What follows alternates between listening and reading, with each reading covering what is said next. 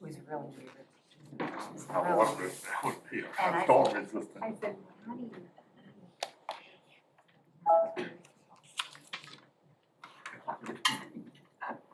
And they sent me. And this was from.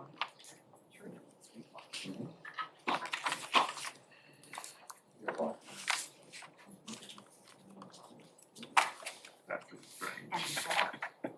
And I mean, we went over and. Good evening, Mr. Edwards. Good evening. And so we have to usually put the garage. My husband told me,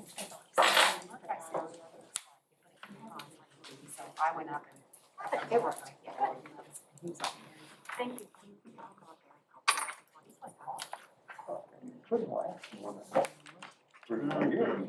They're all good. Good evening. I'd like to call to order this October meeting of the Bedford County School Board. Ms. Johnson, would you please call the roll? Mr. Johnson? Here. Mrs. Kirby? Here. Mrs. Hairston? Here. Dr. Hicks? Here. Mr. Hill? Here. Mr. Leamy? Here. Dr. Mealy? Here. Mr. Chairman, you have a quorum. Great, thank you, ma'am. Okay, do we have a motion to approve the agenda? So moved. All right, we have a motion by Dr. Hicks. Do we have a second? Second? Second by Dr. Mealy. Any discussion? Call for a vote. All those in favor, please say aye. Aye. All those opposed? Agenda is approved. We have a motion to go into closed session.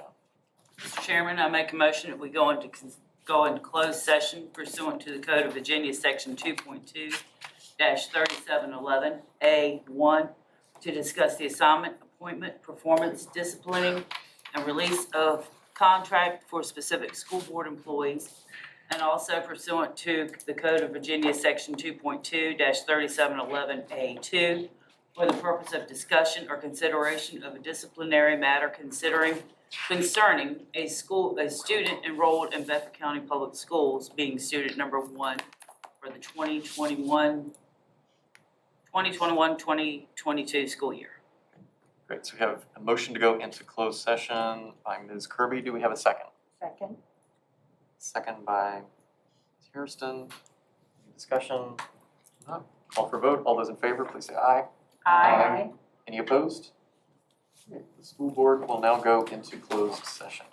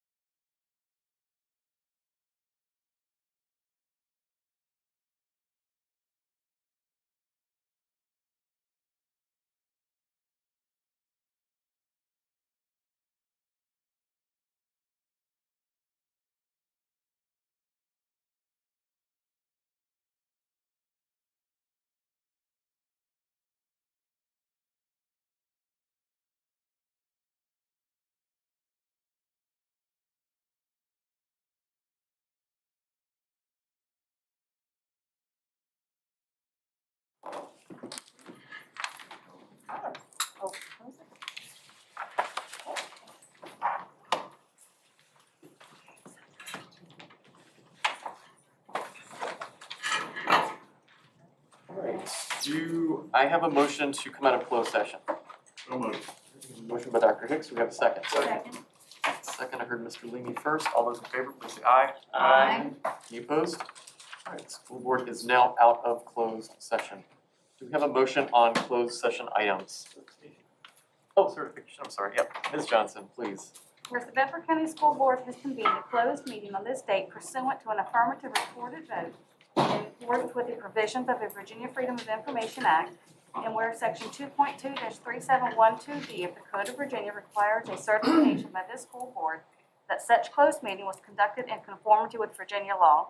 Now therefore be it resolved that the Bedford County School Board hereby certifies that, to the best of each member's knowledge, only public business matters lawfully exempted from open meeting requirements by Virginia law were discussed in the closed meeting to which the certification applies, and only such public business matters as were identified in the motion convening the closed meeting were heard, discussed, or considered.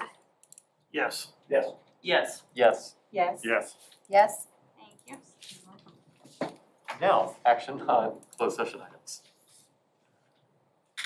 Mr. Chairman, I make a motion that we accept the superintendent's recommendation for student number 2021 to 2022 as modified. All right, so we have Ms. Kirby making a motion to modify the superintendent's recommendation on student number 1. Do we have a second? Second, Ms. Hairston. All those in favor, please say aye. Aye. Any opposed? Motion is approved unanimously. All right, this time we will break for dinner. Be back at 7.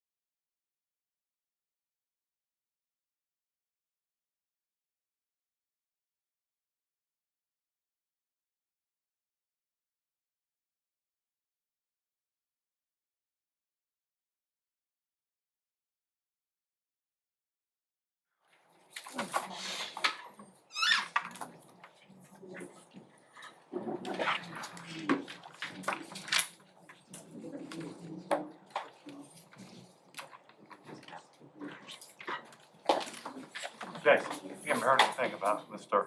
Buzzell. This one. Dr. Bergen should have heard something by now. Mr. Russell. No word yet. No, it didn't have. So, is that good or bad? He was the finalist. He was what? He was the finalist. Yeah. He was a finalist.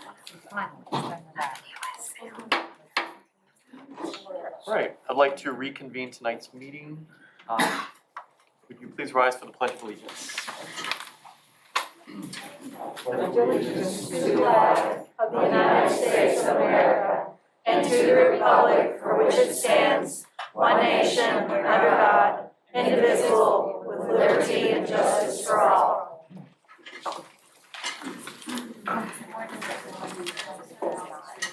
Before we proceed, we would like to observe a moment of silence for the following staff members who have recently passed away. Carolyn Hubbard, Liberty Zone bus driver, Jennifer Buzzo, Stanton River High School paraprofessional, and Harold Drumheller, Jefferson Forest High School teacher.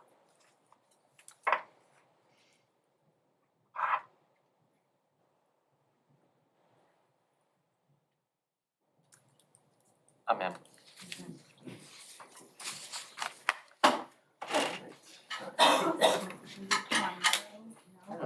Six 6.02, recognition of students and/or staff. Mr. Edwards.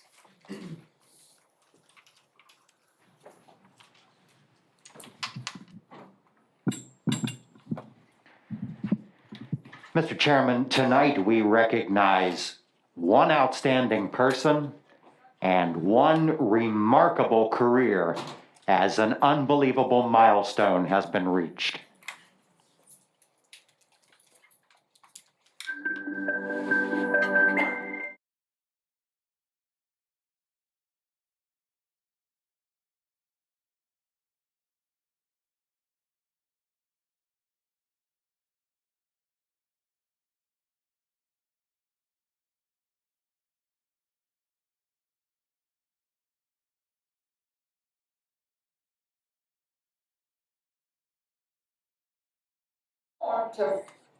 I learned to drive a school bus.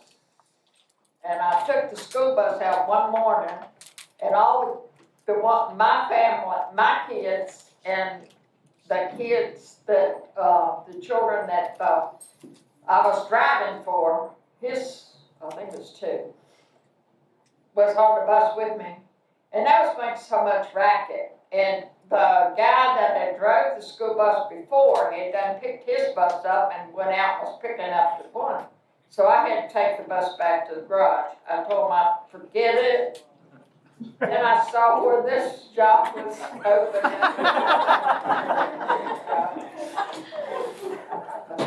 And that was 1971, is that right? That's right. Okay, so tell me, 1971 to 2021, what are the differences that you've seen in that 50 years? Oh, gosh. When I first started, it was kind of like scary because I was on the bed, the fast lane moved right there. And they didn't want to stop or anything, but, you know, they had to.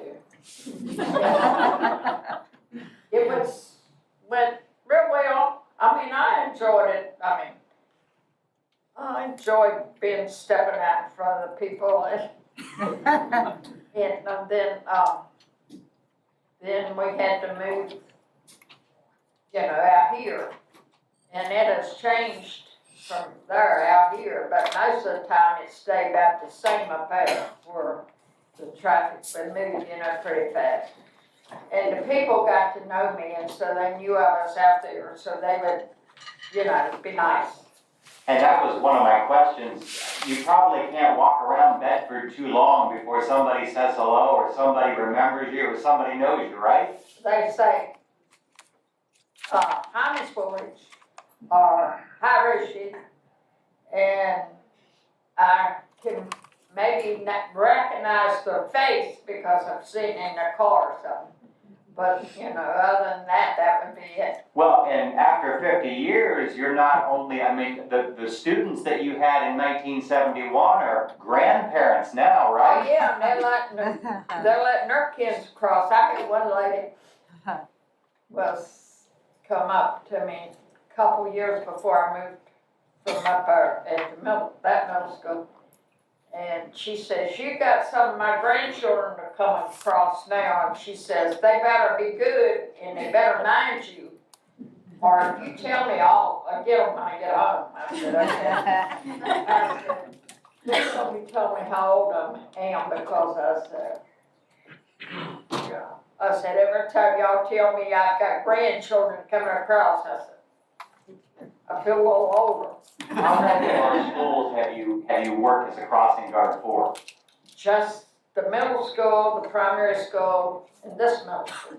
Okay, so you've stayed in Bedford your whole time. Yeah, Well, Rushi, let me tell you that you are nothing short of one of our most valuable assets, this division's valuable assets. 50 years, it's amazing what you've done. And the school board, the staff, we cannot thank you enough for your service. well, thank you. I've kind of enjoyed it.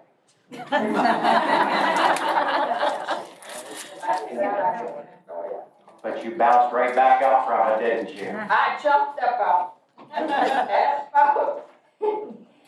Told the guy to stop her, and I got the buses out that was coming and sent them on, and then I ran over to the filling station and called in. At the time, I didn't have a walkie-talkie, and I called in and told the dispatch, I said, what do I do if I get knocked down? And she said, you call us. I said, well, I'm calling you. And she was laughing on the other end. She said, are you hurt? I said, no, not really. Well, do you need an ambulance? I said, no, not really. I said, but I just want to tell you I was knocked down by a car. They only took for $25 to knock me down. And I couldn't get over that for a long time. But then finally I just hauled off and slapped myself upside the face and told myself, I said, you'll work more than $25 every time you let a kid cross that street safe. That child is more than $25. I got over that in a heartbeat. That's amazing. We cannot thank you enough for your service, and we hope you hang in there for many more years to Well, come. I want to, but everybody's asking, when are you going to retire? You stay right with us as long as you want to. Thank you so much, Mrs. Woolridge. I told him, I says, as long as God lets me put my hands up and do this, and he lets me walk on my 2 feet, I'll be up. Good for you. Wow.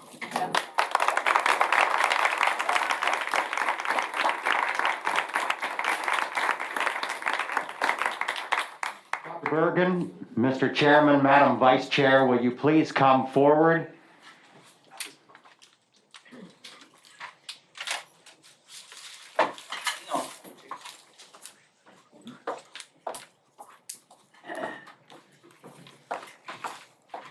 And Ms. Woolridge, will you please come forward as well? Right there.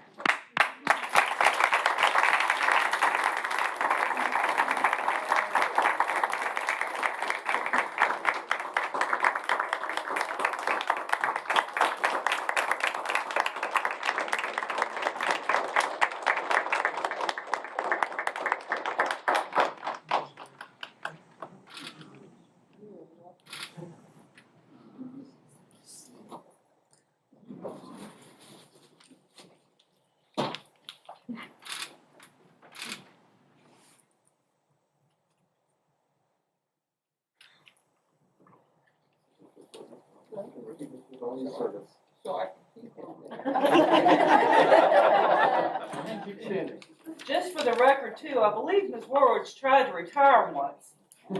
Now, the story behind it is, I grew up on the corner where she was at the middle school, which used to be the elementary school.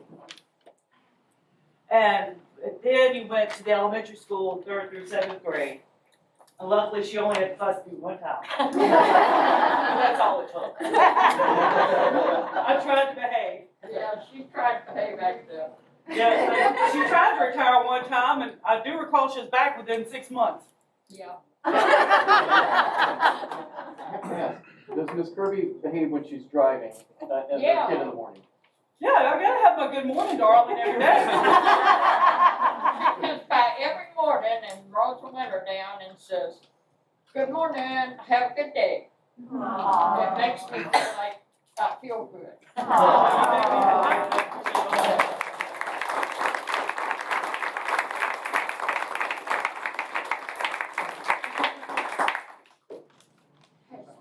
Oh, yes, ma'am. And you've been faithful, it's hardly ever a substitute there for you. Y'all have a good. Thank you, Ms. George.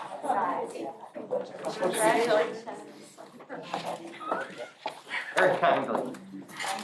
Oh, ma'am, thank you.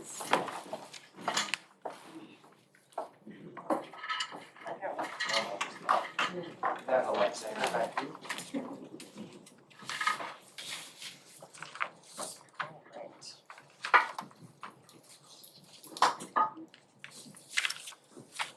So at this time, we will begin our public comment portion of tonight's meeting. The public comment portion of tonight's agenda is limited to 25 minutes.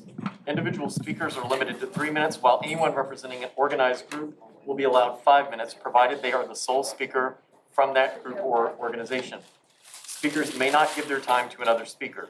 Speakers are asked to state their name, address, voting district, and organization or group if applicable. The school board is here to listen to your comments, but will not engage or respond to speakers during this 25-minute period. Please remember that this is a public meeting and that we expect all speakers to refrain from any foul, abusive, or hateful language. Mr. Edwards will serve as timekeeper for individual speakers with a ringing bell indicating that a person has 30 seconds remaining, and a second bell will ring indicating a person's 3 minutes have expired. Mr. Edwards will also serve as timekeeper for our cumulative 25-minute period. When Mr. Edwards' 3-minute timer bell rings, please discontinue speaking and allow the next person in line to come to the podium. Should you be unable to finish your comments, please send or give them to Mrs. Johnson, and she will give them to board members. Mr. Edwards, who do we have to speak this evening?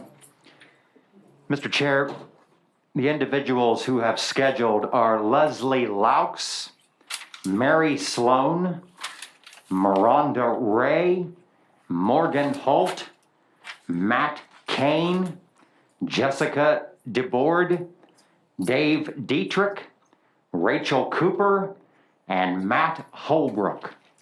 Thank you. Ms. Laux. Can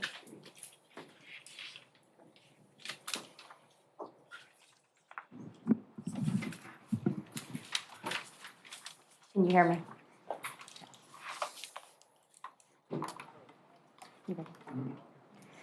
I am Leslie Laux. I live in District 5.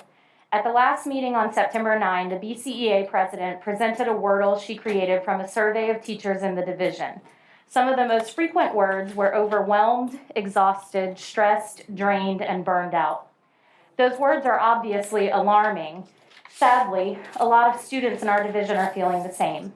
While we are more than grateful to return to in-person learning, it is important to remember that the students in our division have not had a consistent education model since the 2018-2019 school year.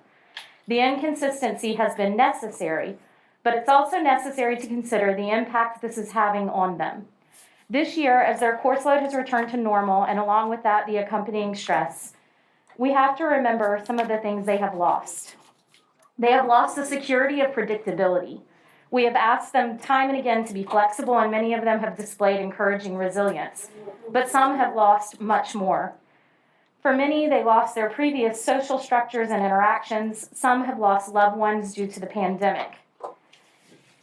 Many, including my own daughter, have also sadly lost friends and peers to suicide. As depression and anxiety among adolescents is on the rise, I don't have solutions to all of these problems, but just yesterday I attended a meeting with Dr. Woodford where she discussed finding ways to partner with students and parents to try to bring back school functions and events in some capacity. That was so encouraging to hear, as our kids need safe and fun school functions. I sincerely believe partnering and collaboration are what we need on many fronts. Before we roll out new initiatives, time-consuming professional development exercises, and additional pressure for our teachers and staff, we need to partner with them to find out if that is actually necessary at this time, or if it's just adding undue stress when what teachers need is time to plan, breathe, and reconnect with their students. I am encouraged to hear that we are considering adding additional days off to our calendar. I sincerely hope that those days will allow teachers and students a chance to catch up and take a breath. We also need to see collaboration return to our school board. While our teachers and students have been struggling to adjust to the new year, have we really been using school board meetings in the most efficient way? How much time has been wasted on arguing about state-mandated masking that is clearly out of this board's control? How much time has been wasted on repeatedly asking about critical race theory when it has been stated time and again that it is not being taught in our schools? And it is evident most don't even understand what CRT is. How much time has been wasted on targeting the transgender community whose rights are already protected at the federal level? The answer to all of these questions is way too much time. Let's reset and refocus on what is really important to our school community, our staff, and our students. Thank you. Thank you, Ms. Laux. Ms. Sloan, Mary Sloan.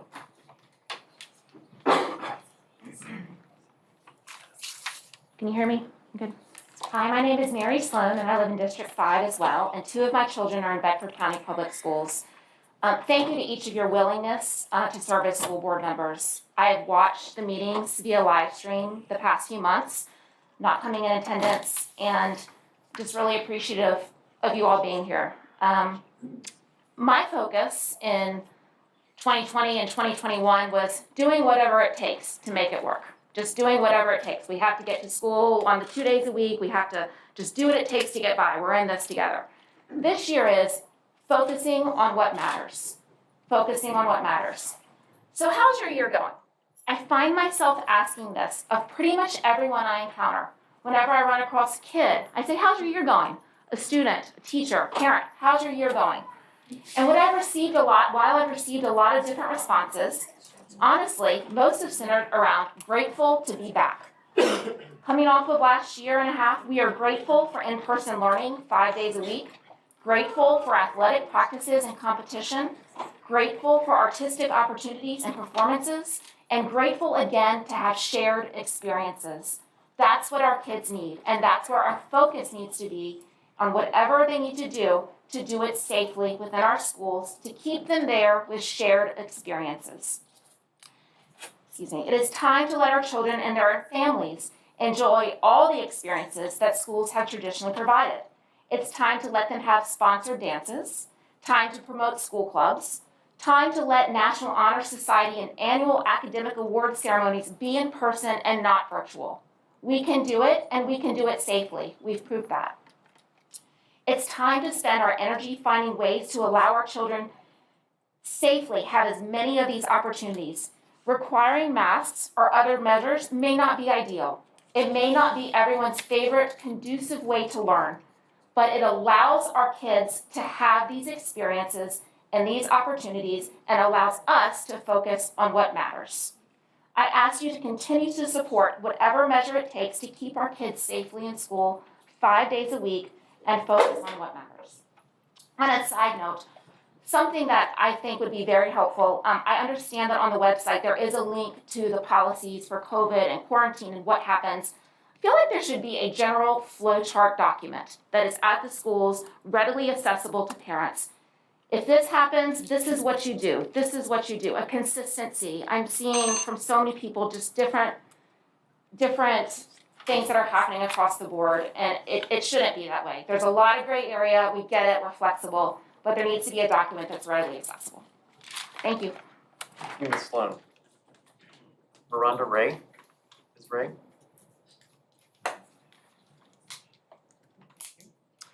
Morgan Holt.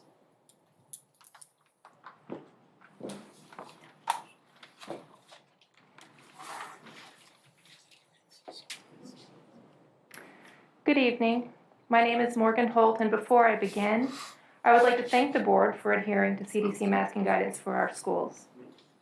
Tonight, I would like to share my experience of attempting to access special needs accommodations for my children and to ask that the school board conduct a detailed review of current policies and practices related to special education services in our schools. I have 4 children who have, over the past decade, been enrolled at 4 county schools, 2 elementary, 1 middle, and 1 high. I'm in District 4. In attempting to secure accommodations to meet the unique needs of my kids, I have been repeatedly frustrated by obstacles that seem carefully designed to impede access. I'll share some examples. After repeatedly requesting assistance from BCPS staff to meet one of my children's learning needs and receiving nothing, I was finally told by a special education teacher from another school system about the specific process and specific phrasing I must use to trigger the legally mandated response. While it was clear what I needed, BCPS staff did not educate me about the processes I needed to follow to convene the child study team, and only after learning this information elsewhere was I successful in scheduling the meeting. In CST meetings, I've been repeatedly told that a child must fall below grade level in order to be eligible for special needs accommodations. In Bedford County, even with a diagnosis, a child must already be failing before they can access special education services. BCPS's current policy, as stated to me by the schools, says clearly that good enough is good enough. It's okay for kids to work below their potential because BCPS is content to allow kids who could excel with supports to barely scrape by without them. I've been told it is up to individual teachers to make accommodations in their classrooms to meet kids' needs. Our experience of this has been at best inconsistent and at worst completely useless. With no oversight, even when effective strategies are implemented by a teacher, they have no vehicle to be necessarily communicated to the next year's teacher, and no guarantee of being utilized if they are. This inconsistency is compounded once the child advances to having multiple teachers per grade and has generally amounted to a complete deficit of support. Last year, I attended a community meeting hosted by consultants collecting input about priorities for the incoming superintendent. When I raised these concerns, I discovered that a majority of other parents in attendance had experienced similar frustrations. In working with medical and mental health service providers, as well as special education providers from other localities, I've learned that Bedford County is well known for impeding access to special education services. These providers have explained that the county's threshold is set deliberately high in order to exclude all but the neediest children. In several cases, when describing my experience, the provider has interrupted me to accurately guess that my children attend BCPS before I provided that information. I want to be clear that my children have been served by many talented and dedicated teachers and staff. In many instances, it has been clear that they wished they could do more for us. I hope changes can be made to allow that. I know the current policy is financially motivated, and I want to emphasize that the many kids whose needs are not being met are worth an investment. Thank you.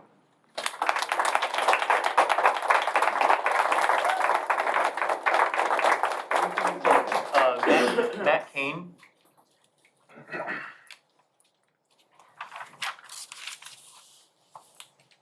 Good evening.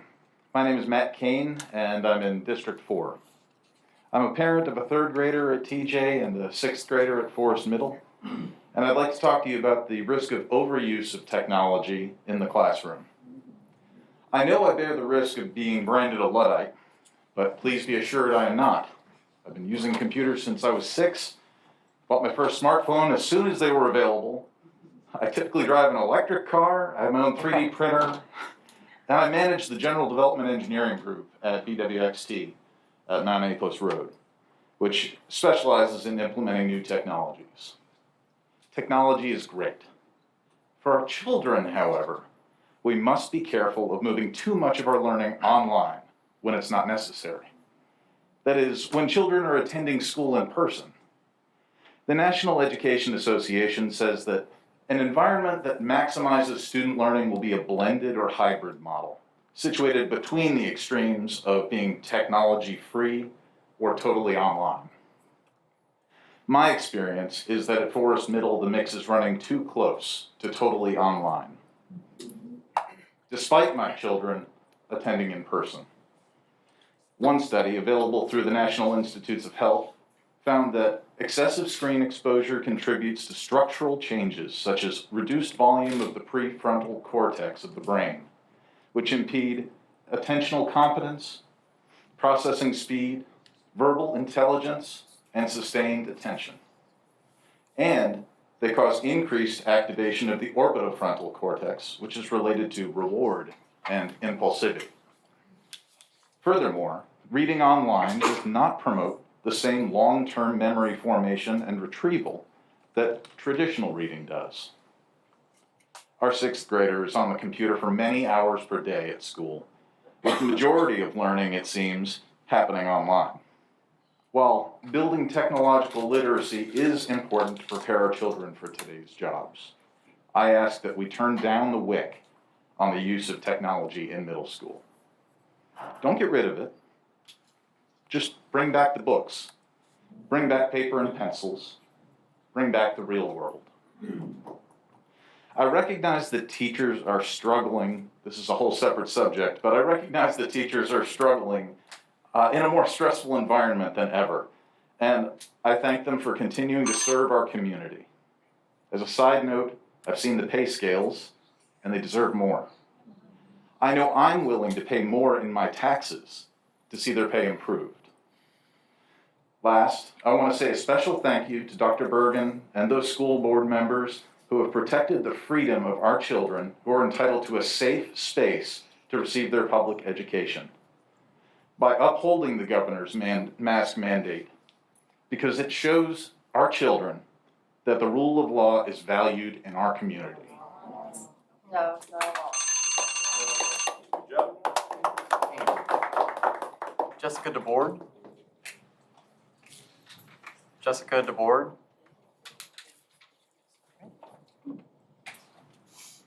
Dave Dietrich?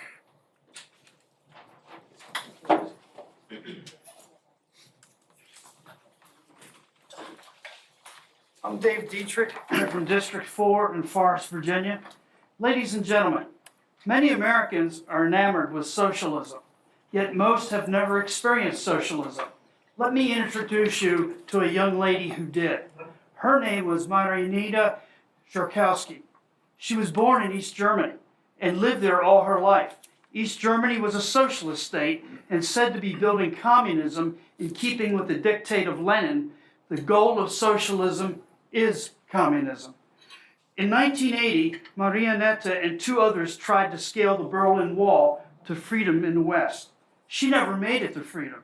She was mortally wounded by the East German border guards and died the next morning. She was only 18 years old. Marianetta was trapped behind the Berlin Wall. The wall was known in the East as the anti-fascism protection barrier. It was not built to keep invaders out. It was built to keep people in. It was built to imprison the human spirit and entomb the soul. It was based on a lie. Today there's another wall. It too is based on lies. That new wall is called critical race theory, or CRT. It is a direct derivative of cultural Marxism.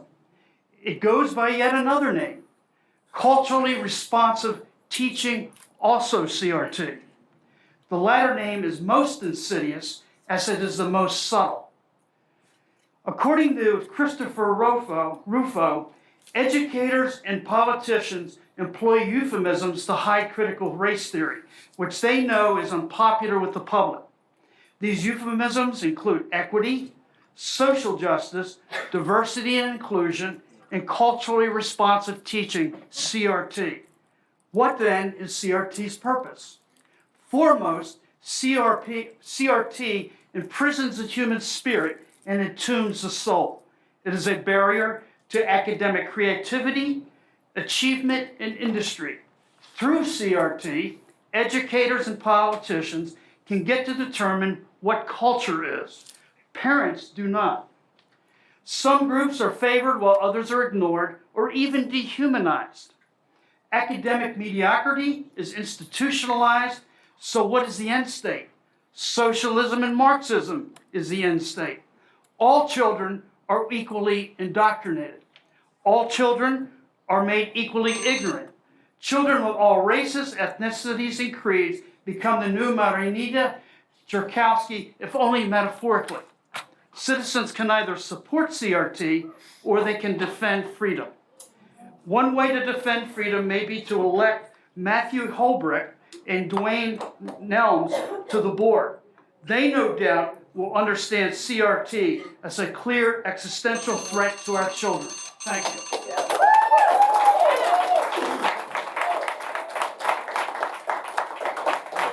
Thank you, Mr. Dietrich. Rachel Cooper? Sorry.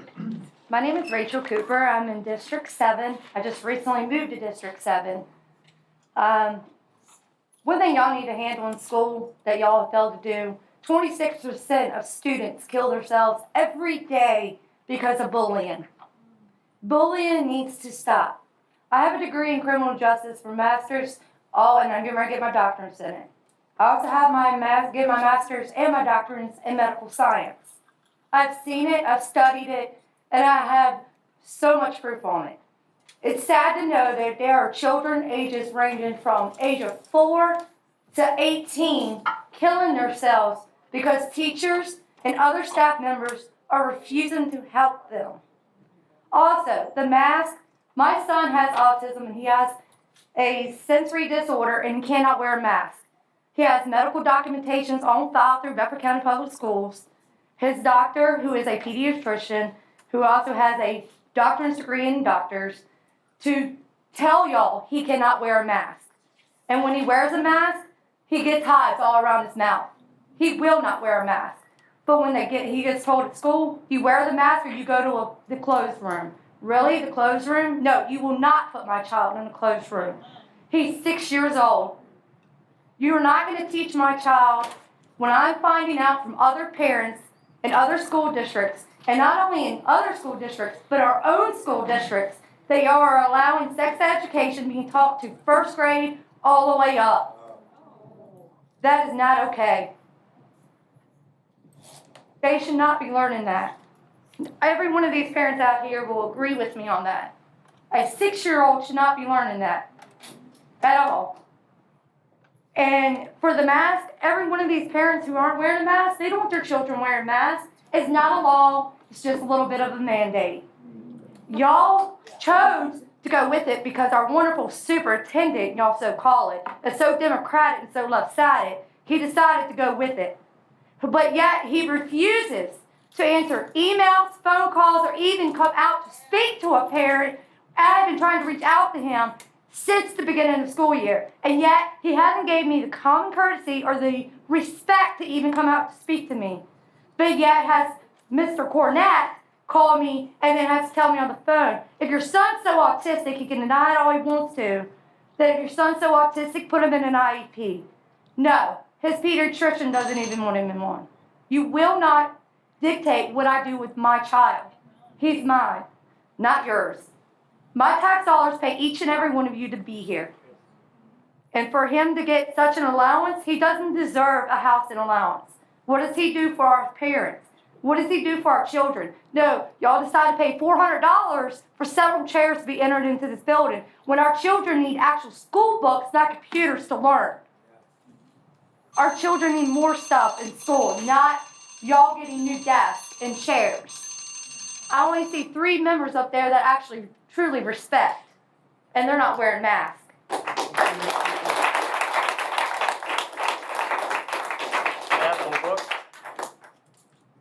Matt Holbrook? Mary Bennett?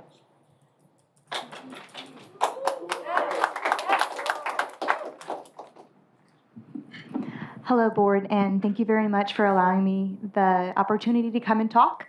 I'll be honest, I'm not as prepared as I wanted to be because I didn't know I'd be talking. I knew I was waitlisted. In my head, I was going to have a whole cardboard poster with a picture of my son.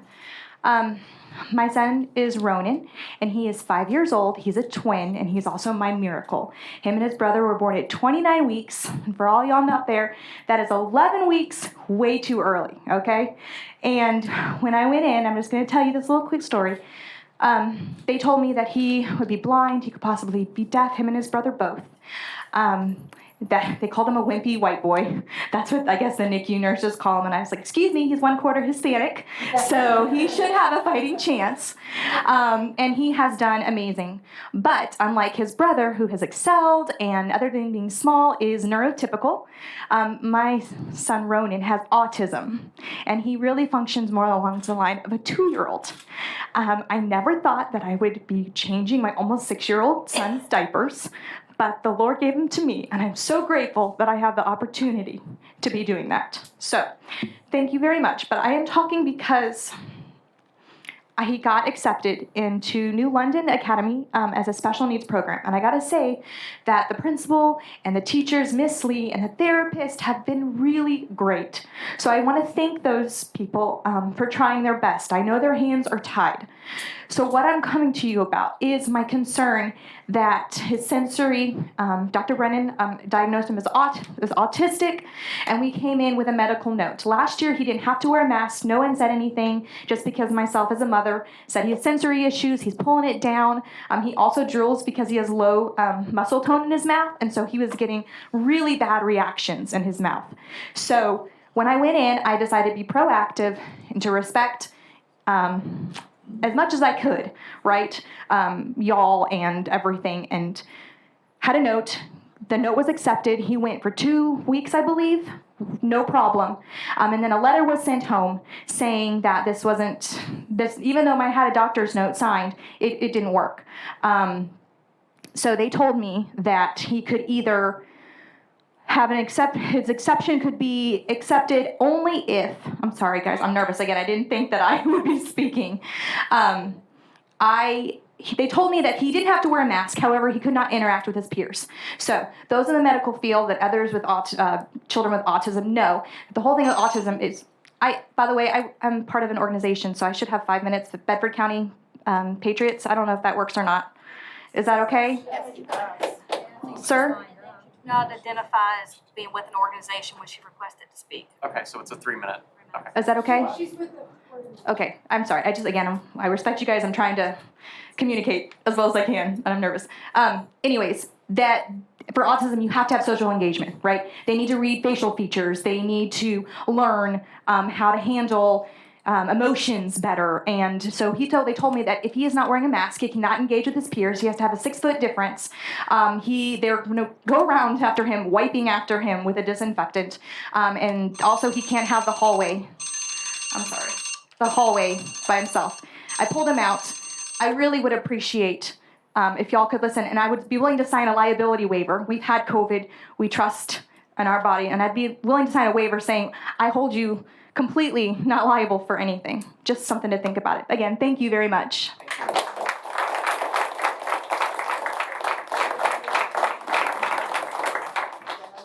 All right. That concludes the public comment portion of tonight's meeting. Thank you all.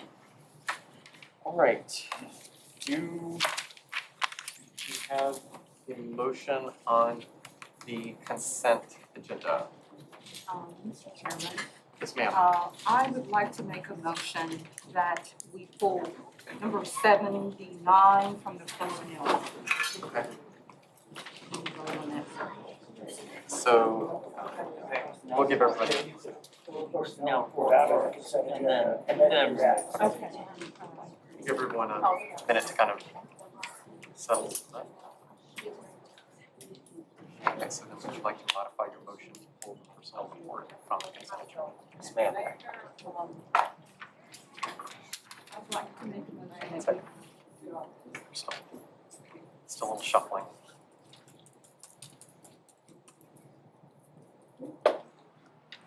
Okay, Mr. Chairman, I'd like to make a motion that we pull the personnel report from the consent agenda. okay.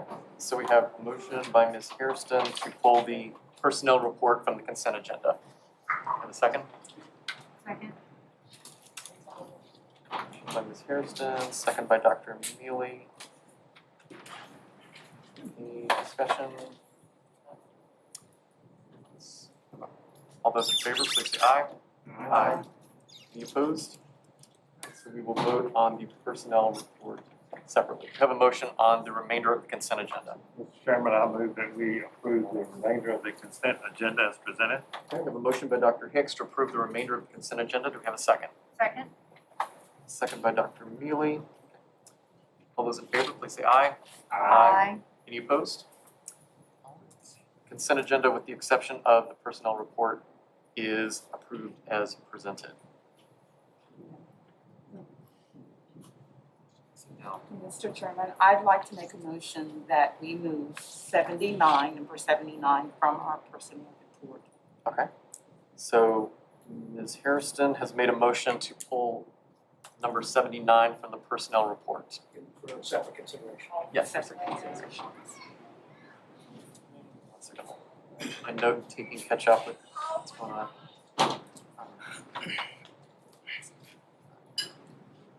All right, so do we have a second? Second. Second by Dr. Hicks. All right, all those in favor, or any discussion? All those in favor, please say aye. Aye. Any opposed? All right, so we will vote on number 79 separately. All right, do we have a motion on the remainder of the consent personnel report? Mr. Chairman, I move that we accept the remainder of the personnel report, except number 79 as previously voted on. Okay.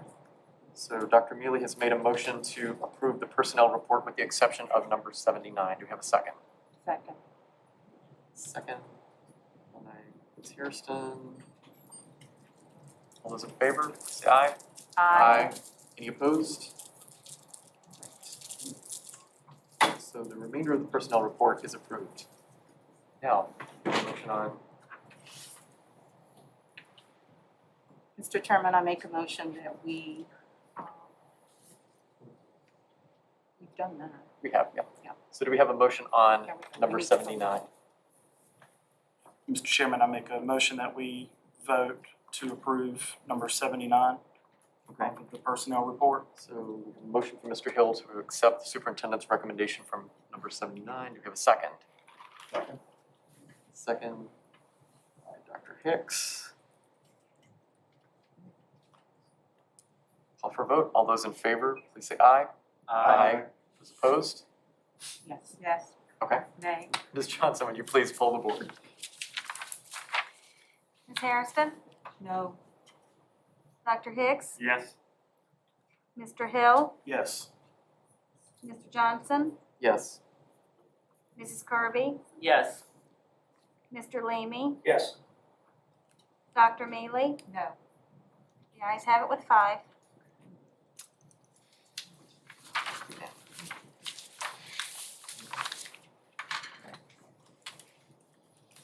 So, in as much as we had an extraordinarily long closed session tonight, we are moving items 3.01 through 3.05 down. So, staff reports, first quarter financial projection, Mr. Hagler. Yes, good evening. Here to present the forecast based upon the first 3 months of the school year. A lot of this data is very tentative, but taking my best shot at that based upon 3 months. I think at the next meeting, Mark Blankenship will be presenting the ADM numbers, but I thought I could go ahead and present on the financials before that time. First, we'll cover the revenues on the operating fund. As you can see in front of you, I did change the format a little bit and added a column for projected supplemental appropriations. That way you can see what we're intending to do on supplementals, not that they've come forward yet, and then a revised budget, and then I'm looking at the projection compared to revised budget and how we're going to come in. Overall, for the year, you can see there's a couple supplemental appropriations there, Title I carryover that needs to be spent down. This is built up accumulation of Title I that we do need to spend down. You're only supposed to be able to carry over 15% of Title I year over year. We do have a waiver, but we do have a plan in order to spend that down this year, so we do not have that issue next year. The plan for that is that we actually retained additional teachers in Title I schools to spend that money down this year. So that's a short-term fix. That money will not be there continually in the future, but for this year alone, we do have additional teachers in Title I schools to spend that additional money down. So that's why we'll have a supplemental appropriation there that was not in the original budget. So we've already got that in place. 21st Century, we were awarded one for Liberty Middle School. So happy to report that. And the rest is CARES Act funding.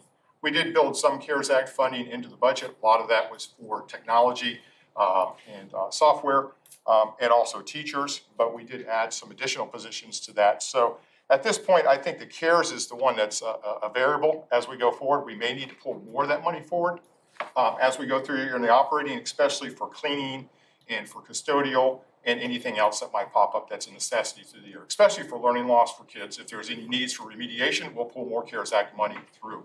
But at this time, about 1.2 additional in CARES Act money being pulled into the operating fund for really learning loss and additional teachers, some IDS positions and some other positions to help us get through the year.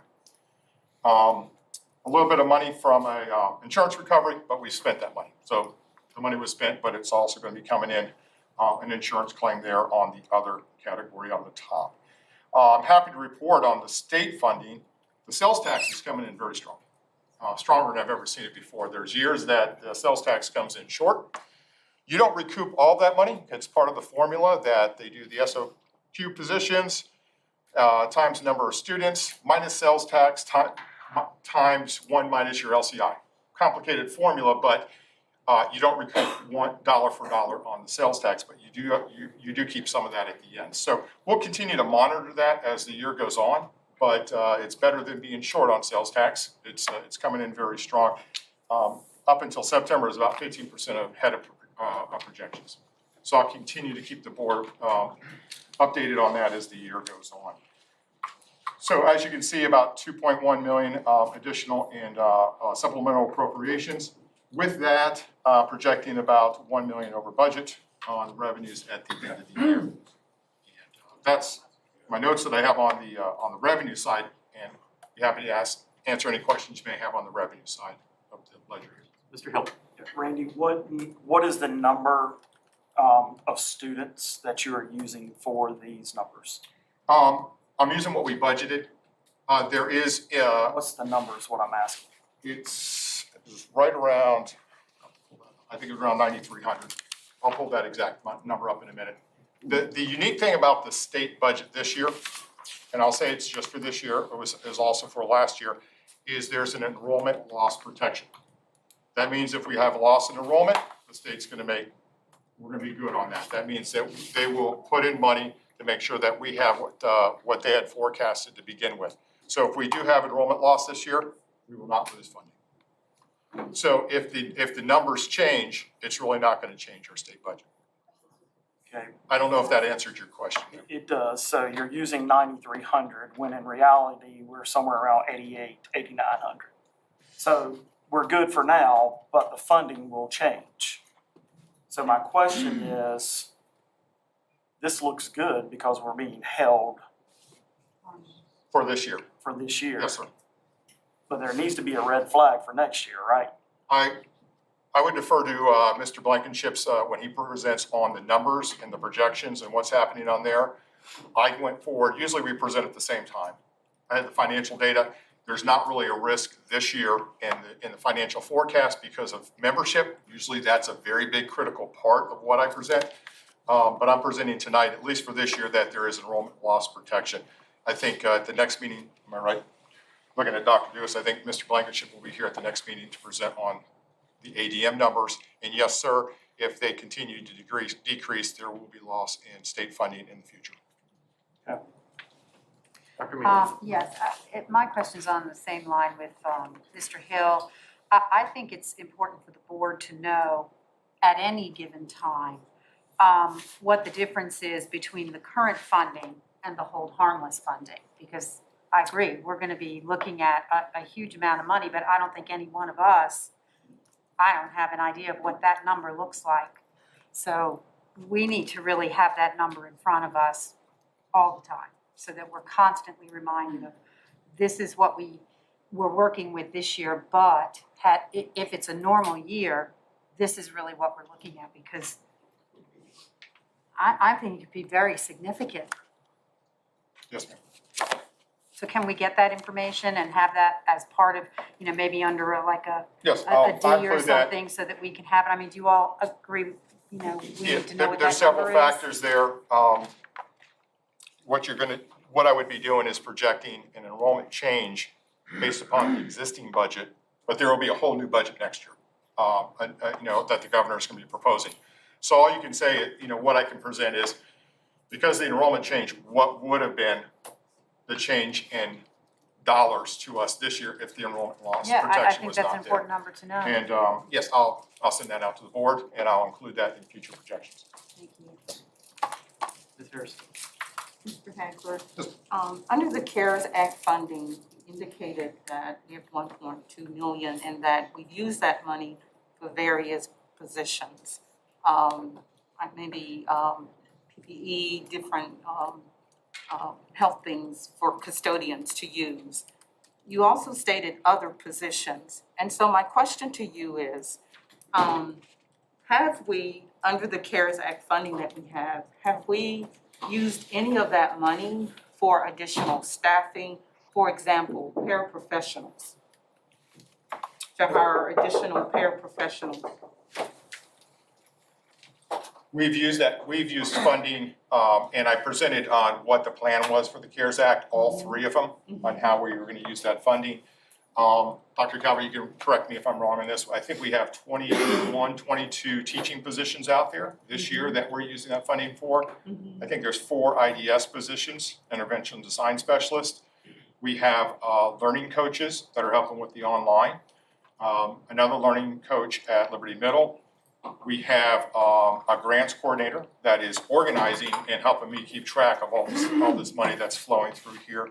Additional supervisor for special education to help with this year. And then just various different positions where there was need based on schools. Right. And do any of those positions include paraprofessionals? And where I'm leading to this is that we all know that our teachers are under a great deal of stress, and we're asking a great deal of them. And having extra hands in the classroom certainly could be very beneficial. So I'm just curious if we've used any of that money for the hiring of additional. It's been focused on teachers. We Just have not teachers used only. any for paraprofessionals. I will, and when we've talked about all this money, this is short-term funding. Right, We're gonna need to ratchet this yes, back. I understand. So these positions are gonna either have to be supported locally or Yes. statewide, Mhm. or eliminated in the future. Exactly. So, it's nice to have right now. We'll have more CARES Act money next year to use in the 23-year budget, because the amount that we have, we're gonna spread it over. But we'll probably start ratcheting that back into 23 and then into 24. So, if there's a need, but our focus has been on teachers and where there's needs, and Dr. Calvert and the HR team have come to me and said, we need to place somebody here, and I've been keeping track of how many positions that we have allotted out. Have we had any administrators to ask for additional staffing support, such as paraprofessionals? They've asked for, it was in the calculation of FTEs, and they asked for additional FTEs. I do believe they're used for teaching staff, but they would kind of justify their numbers, would look at the numbers coming in, and then we would award additional staff based on the enrollment numbers coming in based on need. We have done that, we did that in the month of July and the beginning of August, for most of them that were showing need. I think the requests that have been coming through, which we've been trying, which the board has heard at the meetings also, is substitutes. So Dr. Calvert and her team have really been trying to address that. Teachers having to give it up their planning period, we've addressed that. Even aides coming in and teaching as a substitute, we've addressed that.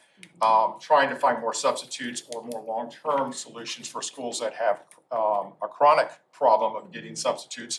We're looking at solving those. So we're looking at where are we hearing the problems and trying to respond to that very quickly. So the school-based subs would be in addition to the 20-some that are listed here that I have. that we would hire. You know, I'm looking at the student-teacher ratio, and also trying to adhere to our mitigation plans and all of that.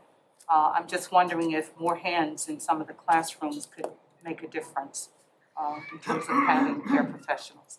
Thank you, Mr. Hagan. Mr. Chairman. Mr. Hill and then I'm Dr. sorry. Yeah, I just want to go off of what Ms. Hairston was just talking about from an FTE perspective. I think Dr. Calvert mentioned that.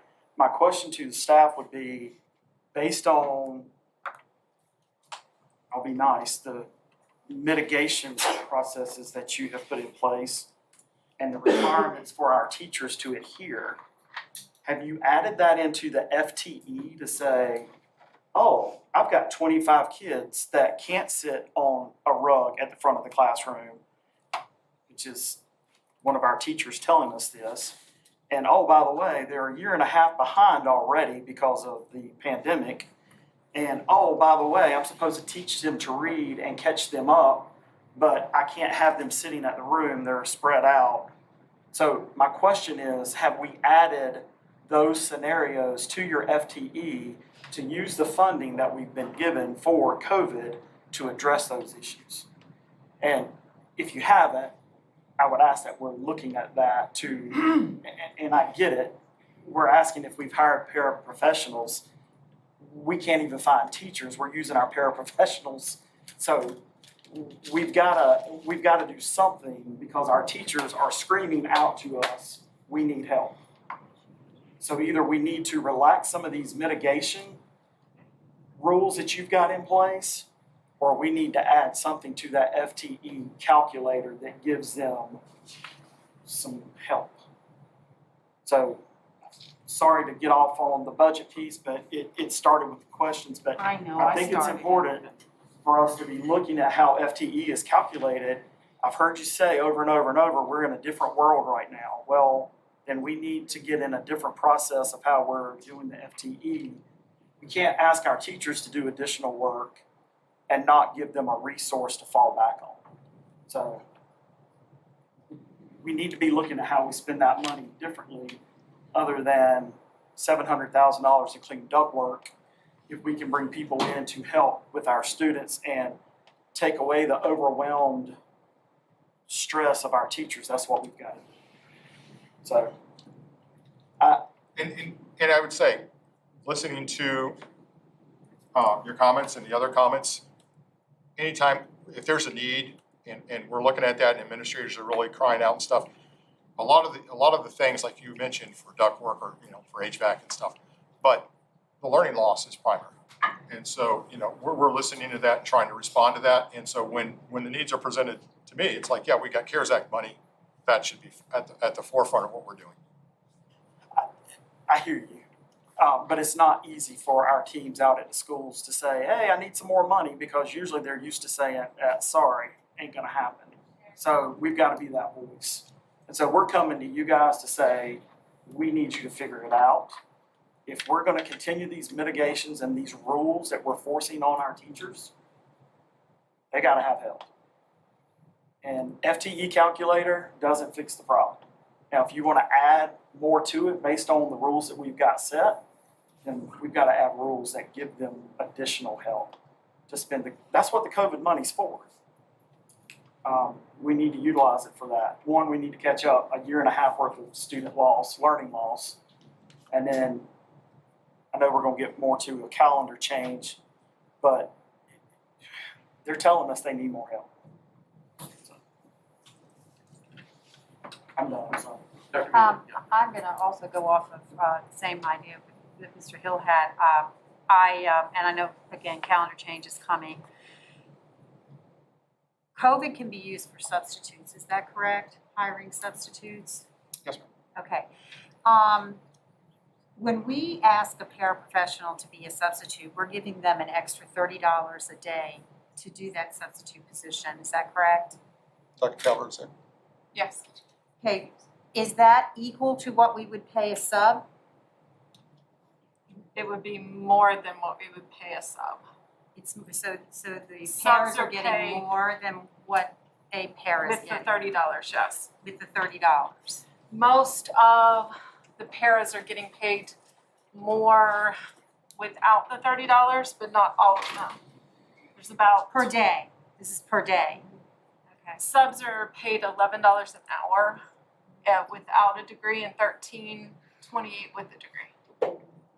So most para, not all, but most make more on a daily basis, but with the 30, they, Okay, I just want to make sure. And I agree with Mr. Hill. I have quite a few emails from people, from teachers who are just completely exhausted, frustrated, and just really don't know how they're going to continue. So I think we have to come up with something to help these people. This is the second month. I know I've gotten quite a few emails, but I am concerned when people are telling me they're not getting to, they're expected to do all the planning and all the collaborating and reaching out to parents and everything we normally need to do plus some in a situation that really doesn't lend itself to do that anymore because of the mitigation strategies and the fact that our kids are a year and a half behind.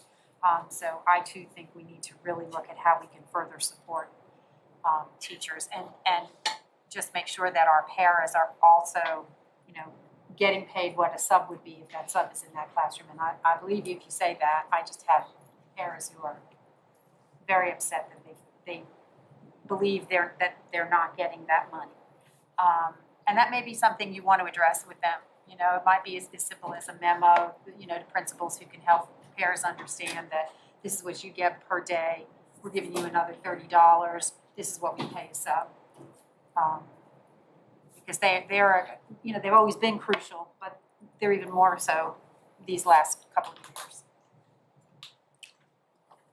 I will say, just because you were talking, could it be applied to COVID? I have not applied any of that to CARES Act funding as of yet. If we need to, we will. That's where there might be changes in future projections here.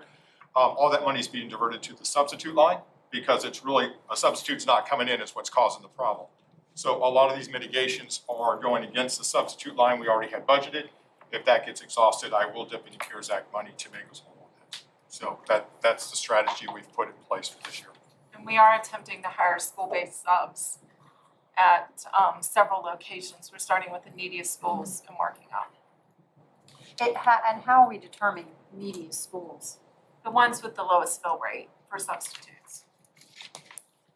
I would like to get them at most of the schools, but it's difficult to find even a full-time sub with benefits. It's difficult. Kind of hard to breathe with that mask on, isn't it, So Dan? Dr. Calvert, that would mean these school-based subs would go to that school every day? Yes. Okay, so they would just report as if it's a regular job and they get there and they find out what class they're covering that particular day? Right, they would report to the school every single day. Okay.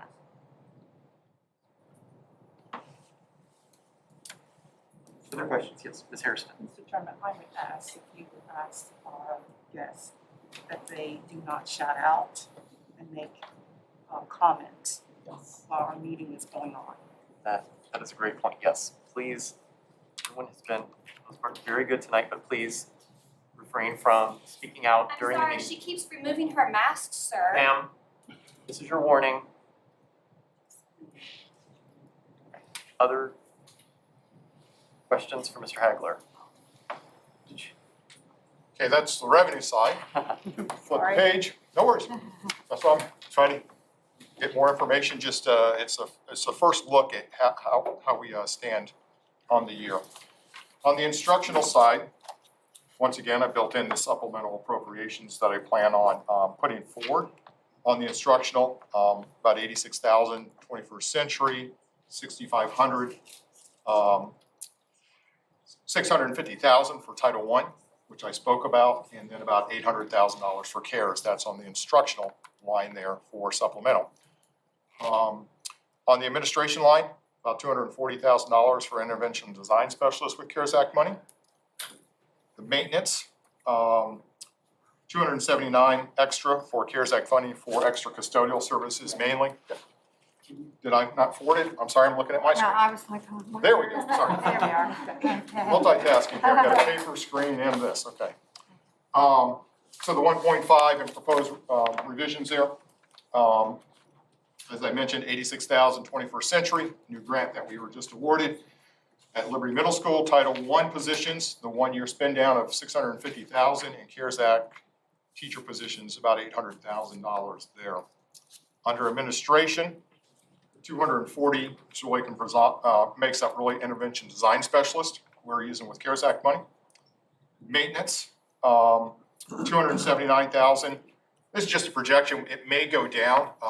We're using an outside source to help mitigate and allow our custodians to stay in the schools rather than going out and mowing. And so this number may go down, but I projected at $279,000 for extra custodial help for cleaning and about $50,000 extra for cleaning supplies, CARES Act funding. So what I want you to focus on here is all the categories look pretty good. I think transportation, even though I'm projecting it to come over budget, I don't think it'll be a problem bringing that one in on budget. I do want you to focus on the maintenance line. It's getting hit pretty hard. And I want to talk to you about a couple things that are really kind of causing the stress on that overall category. Electricals, first pass, when I looked at it, about $172,000 more than projection if I project out the whole year. I'm just taking the first 3 months, multiplying, and divide by 3, multiply by 12. So we'll see what happens with that. The maintenance department, I've talked to Dr. Dewis and our maintenance department. They're looking into some of these issues to see what might be causing the stress on the electrical, and also water was over $100,000. Yes, sir. So is that a run rate compared to previous year? We're looking I at, can see where it would be yeah, down. yeah. I look at the previous year and it's running higher. The overall electrical line probably has a 5 to 8% cushion in it from what I would expect in any given year, and it's running even faster than that right now. So we're looking in to see if some bills in the run rate were doubled. Not that we paid double, but it may have come in there and caused a problem. So at the next, when I do my mid-year, hopefully we got a much better picture, but we're looking to make sure that none of the buildings are having any issues or are running continuously with their HVAC. So we're looking into that. So hopefully more information on that the next one. The water, we're also seeing an overage of about $100,000. So both of those maintenance department are looking at right now. The repair and replace line, we had a lot of units break down here at the beginning of the year. I think everybody knows that. So some of those units, we had to put some things in place, some Band-Aids until we can get some other things and major units replaced, but that's running about $200,000 over. All that being said, we are watching this line. I don't expect it to come in this high at the end of the year. But we are kind of giving our attention to it, but that's the one category that I probably have concern with, overall. When you look at your sheet overall though, ending budget, we're in good shape. We're coming in over budget on revenue. We'll still come in under budget on expenditures, just not that category. So roughly about $1.5, $1.6 million ending balance. Very early to make that guess, but it's my job to kind of look at these things and present to the board what I see here in the first quarter. So we're in a strong financial condition. I don't think there's any risk on the revenue side from the state, which we were facing last year. We had a lot of unknowns. I think with the whole harmless, if we're good for this year, I will bring data back on what that impact might be in future years. I heard the board earlier on that. So if you haven't answered any questions on the revenue expenditure side. Any COVID dollars, and you may have already said this, are there any COVID dollars included in these figures? Oh, yes, sir. The same as what I spoke on the revenue side. It's a 1-for-1. If I'm bringing in CARES Act funding, I'm referring to CARES Act COVID dollars. If I'm bringing in revenue, I have expenditures to match those. So it's a 1-for-1 I'm match. gonna be interested to see your numbers. One, when you take the students out, and two, take away COVID funding. I think it's a train wreck waiting to happen, and we need to be aware. I will say from a CARES Act funding standpoint, we built in roughly over $1 million into the original budget. And you can see here that I've added about 1.2 to that. So you're over $2 million in CARES Act funding for this year alone, just in CARES Act funding. So I understand your concern. It's mine too. Okay. So we've, as I've said, when we built this budget and as we go forward in future years, we're gonna have to, I don't wanna crash land the plane. I want to bring it in slowly, so we're going to have to weed ourselves off of a lot of this funding over the next 2 years. I mean, it's the 23 budget and the 24 budget. So to spend at this rate continually could be problematic once you hit 24 and 25. Yes, sir. We can't keep spending at this rate. Yes, sir. So, Not forever. Other questions for Mr. Hagler? So I will forward to our other funds. There we go. Nutrition fund. As always, this fund runs behind at the beginning of the year. We are paying out over July and August. The 10-month contracts for the previous year to our employees, not as much revenue coming in. So right now, about a $582,000 loss through the first quarter. That's every year we're sitting at about this point. To put that in perspective, last year at the first quarter, we were at a $628,000 loss, and the year ended with a $93,000 loss. So we're doing a little bit better than the previous year overall, and we'll continue to monitor this as we go forward. Textbook fund.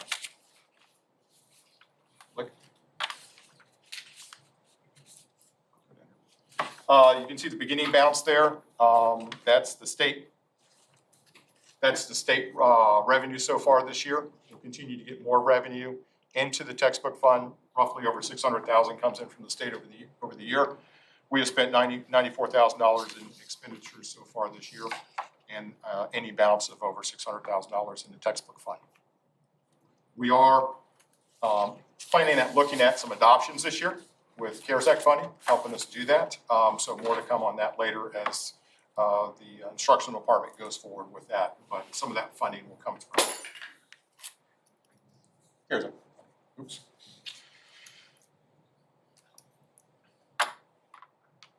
Let me make a correction on the textbook. Because we are buying textbooks, and a lot of that is digital content and will span over 6 to 7 years, I had to make a correction in this.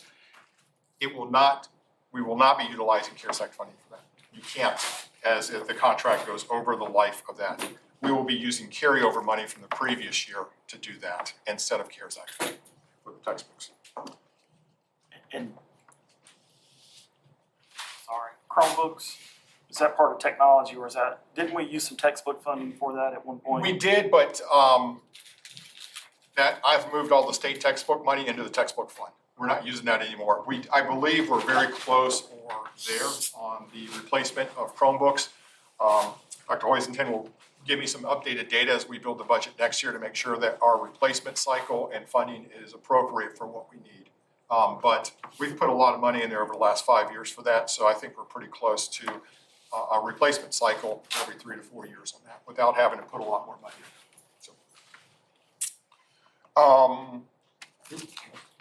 maintenance fund. Lots going on here. This is where all the big dollars for maybe COVID or CARES Act funding will flow through for HVAC replacement or air quality. All the carpet went through here, and some bigger units that did break at the beginning of the year, we're expediting those using CARES Act funding to replace those units. They're on order. And so some of this stuff is just back ordered. It's taken a lot longer to get to. So we've got 3, I think, replacements in different areas that have already been ordered, been worked, and we're just waiting for the parts to come in and get to those. And then we're working on, I think, 3 or 4 schools for next summer that will use CARES Act funding. Just a side note, there was additional dollars from the state through CARES Act funding that we got notice of about 2 or 3 months ago, specifically for HVAC. It can't be used for anything else but that. And it's a dollar for dollar match. We were awarded $1.8 million, so we have to spend $1.8 million on that. We did that this past summer. So that will qualify, so we don't really have to go. We can use that money from this past summer, and that will qualify for that. That the county gave us to replace at the 4 schools this past summer. So that's another $1.8 million that I'll be bringing in, and we have already pretty closely matched that at this point. So good news on that one. Ms. Hairston has a question. Yes, ma'am. Mr. Hayward, if we could go back to the HVAC system, at a previous board meeting, I had asked regarding those schools that we were going to be targeting. Yes, ma'am. And so you've mentioned that you're going to focus on this HVAC system. Can you identify or just refresh my memory of what schools? Yes, ma'am. And that where pulled up. are we with all of that? Yeah. This past summer, Big Island, Forest Elementary School, Huddleston, and Manita were all done. Okay, Our focus for next year, Dr. Dewis, correct me if I'm wrong, we're looking at Bedford Elementary, Boonesboro, Goodview, and Montvale, and Thomas Jefferson for next summer. so have we already taken the steps for bids and all of that, or am I just too far ahead? We are working with our engineering firm so we can go out for bid. All right, As you can see, there's time delays on this thing, so we want to get them out to bid, Yeah. get the bids in so they can order, and it might take 6 months to get the parts. I know, So we know that, so we are moving forward as quick as possible. We got these others. okay, But in the meantime, there are a couple other things we had to give our attention to for breakage, Right. bigger units, and we had to get on top of those pretty quick. so do you anticipate bringing the bids to us within the next month or so? We're doing our best to have that at the November meeting. Okay, If there is if there's any delay, it could be at the December meeting. We think either one will allow a company to begin work then before the winter holidays. So that's our target, because we want to give that whole winter time and early springtime for them to order and procure what they need to be able to do the work, starting in the spring and finishing in the summer. oh, absolutely, okay, thank you, Dr. Dewis. Ms. Harrison, he said Boonesboro. I know, I'm so super excited about that. And finished up Forest Middle. Yeah. We had to do part of that. That's part of the one we're trying to fix right now from what happened at the beginning of the year. I So saw we that split was that up. down the list on the agenda, so I was gonna wait. All righty. Okay, and then the last fund is our self-insured health fund. As you can see, we began the year roughly 6.2 million in reserves. It's at 6.5. That's typical in the first part of the year where we have most of our employees are a high deductible. So they're paying the deductibles at the beginning of the year, and then it kind of ratchets back. I will say, because of this healthy balance, it's been hovering right around 6 million for the last 2 years. We've not really had an increase in our premium to our employees or to the board that for probably like 4 years here. So very glad, very healthy fund balance that we have. The wellness plan that we do for our employees and encourage them to participate in, and also a lot of information we put out to help. Go to the doctor when you need to, but sometimes you don't need to go to the emergency room. You can go to a clinic, and when do you do that? So we do a lot. Dr. Connor oversees that program, that wellness program, and I believe it's really helped our self-insured health fund. So happy to report on it. Any questions on those 4 funds? So what percentage of change have you seen the balance here over the last, say, 5 years? And I'm really interested in the last 2 of how it's changed. Have we seen an influx in expenses or the ending balance? I heard you say it's been healthy the last 2 years, which is interesting. If we're in a pandemic, that balance. We do have, when you have a big plan like this with as many employees as we have, we do carry a stop-loss catastrophic insurance policy. Okay. So any claim over, I believe, $275,000, the reinsurer will start paying on that. We had none 2 years ago, and I think 1 this year. Just 1. 1 from 21, previous year. So those are the ones that can get really expensive. If you have 5 or 6 that even hit that stop loss at 275,000, that's a big hit on the plan. So that's been relatively flat the last. But most people that maintain a self-insured plan like this, they'll tell you about every 8 to 10 years, you have a bad year. And that's when you dip into your reserves, and that's what they're there for. When I say a bad year, you could have several people go well over that amount and get towards $1 million. The biggest change I see, and I think the biggest pressure I see long-term on our plan is there's a lot of new innovative drugs coming out that are very, very expensive. And I think you'll see the pharmaceutical side becoming a larger and larger percentage of the overall plan than it was in the past. Some of these pharmaceuticals are used instead of a medical procedure, and some of them are life-saving. But when you talk about a prescription that could be $30,000 for one script a month, we pay that. And so it is. But that's what insurance there. We all come together to share for those that are in need and going through a difficult time. But I see the pharmaceutical being the biggest. That's future. You have to see future. that. Yes, sir. But I can get you that I can get you ending balances for the last 5 years and send I that. just wanted to know if we've seen a huge increase. You've answered my question. The answer is no. It's been above 5.5, probably for the last 2 or 3 years. So it hasn't changed drastically. Any other questions? I think there's a last slide that says questions. We were supposed to save them? Sorry. Could have saved them all, but I think going through the revenues and asking after each slide is probably a little bit easier. But overall, a good report. I don't see us in any financial strain this year, but it is the future years that we do need to be concerned about. Yes, sir. Great. Was there any other questions for Mr. Hagler on this? We'll punt it right back to him. School activity audit. Okay, not as exciting, but I did pass out to all the school board members. I believe I photocopied or scanned those in, so they were electronically also.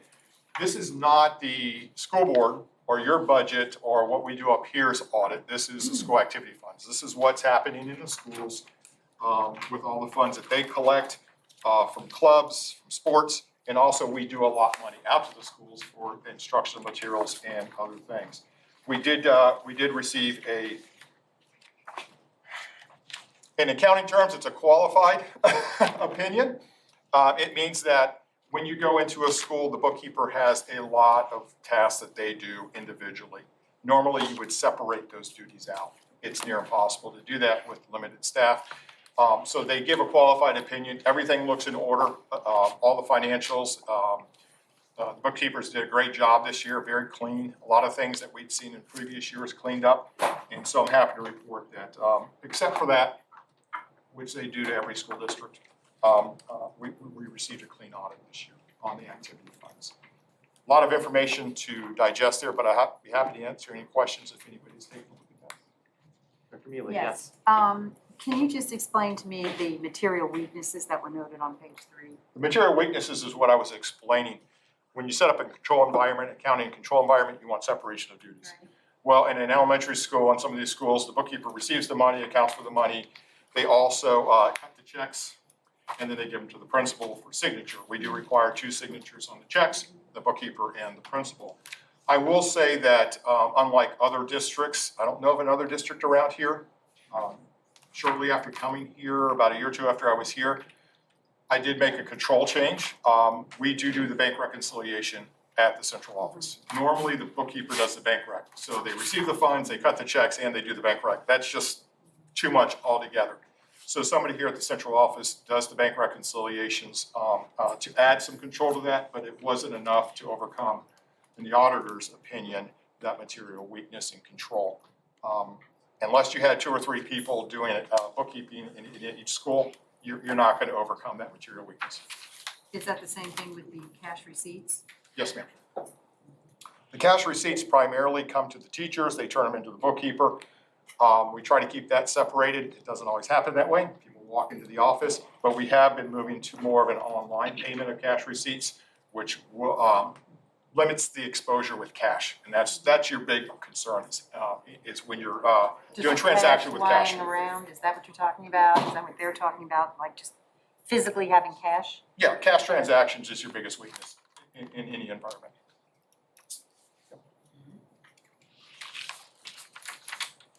Any other questions? Yeah, I do have one.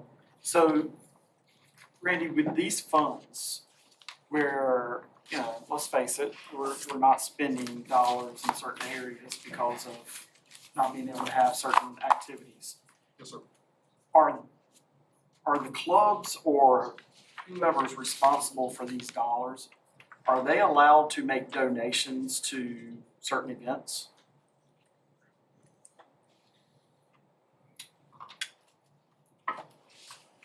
Can you give me something more specific on that? Yeah, so like, for example, at JF, I see class of 2020 has a balance of $8,667. Correct. Well, class of 2020 doesn't exist anymore. Correct.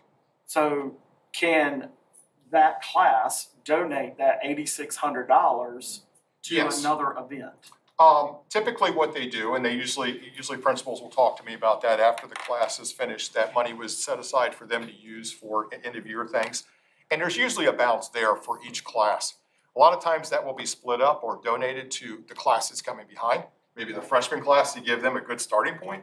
Sometimes it's been used to buy something for the school in memory of the class. So they usually ask, and I've given the okay to do those types of things. So they can donate their money and make a decision on where they want that money to go.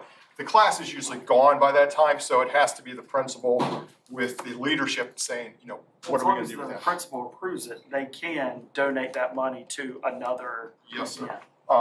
And if it's questionable anyway, usually the principal will call me up and say, Randy, we're thinking of doing this. What do you think of that? Is that okay? Good Yes, deal, sir. thank you. It's usually the principal with the leadership team deciding and looking into that. Any other questions? Right, thank you. Thank you. Updates on that. Audits are always fun reading materials, so. All right, lacrosse update, Dr. Cornett. All right, good evening, members of the board. As you know, the JFHS lacrosse program offered 2 lacrosse clinics, one at Liberty High School on September 18th and one at Stanton River High School on September 25th to gauge the interest for the development of lacrosse teams across those 2 schools. As requested, I will share the participation and interest data from those 2 clinics.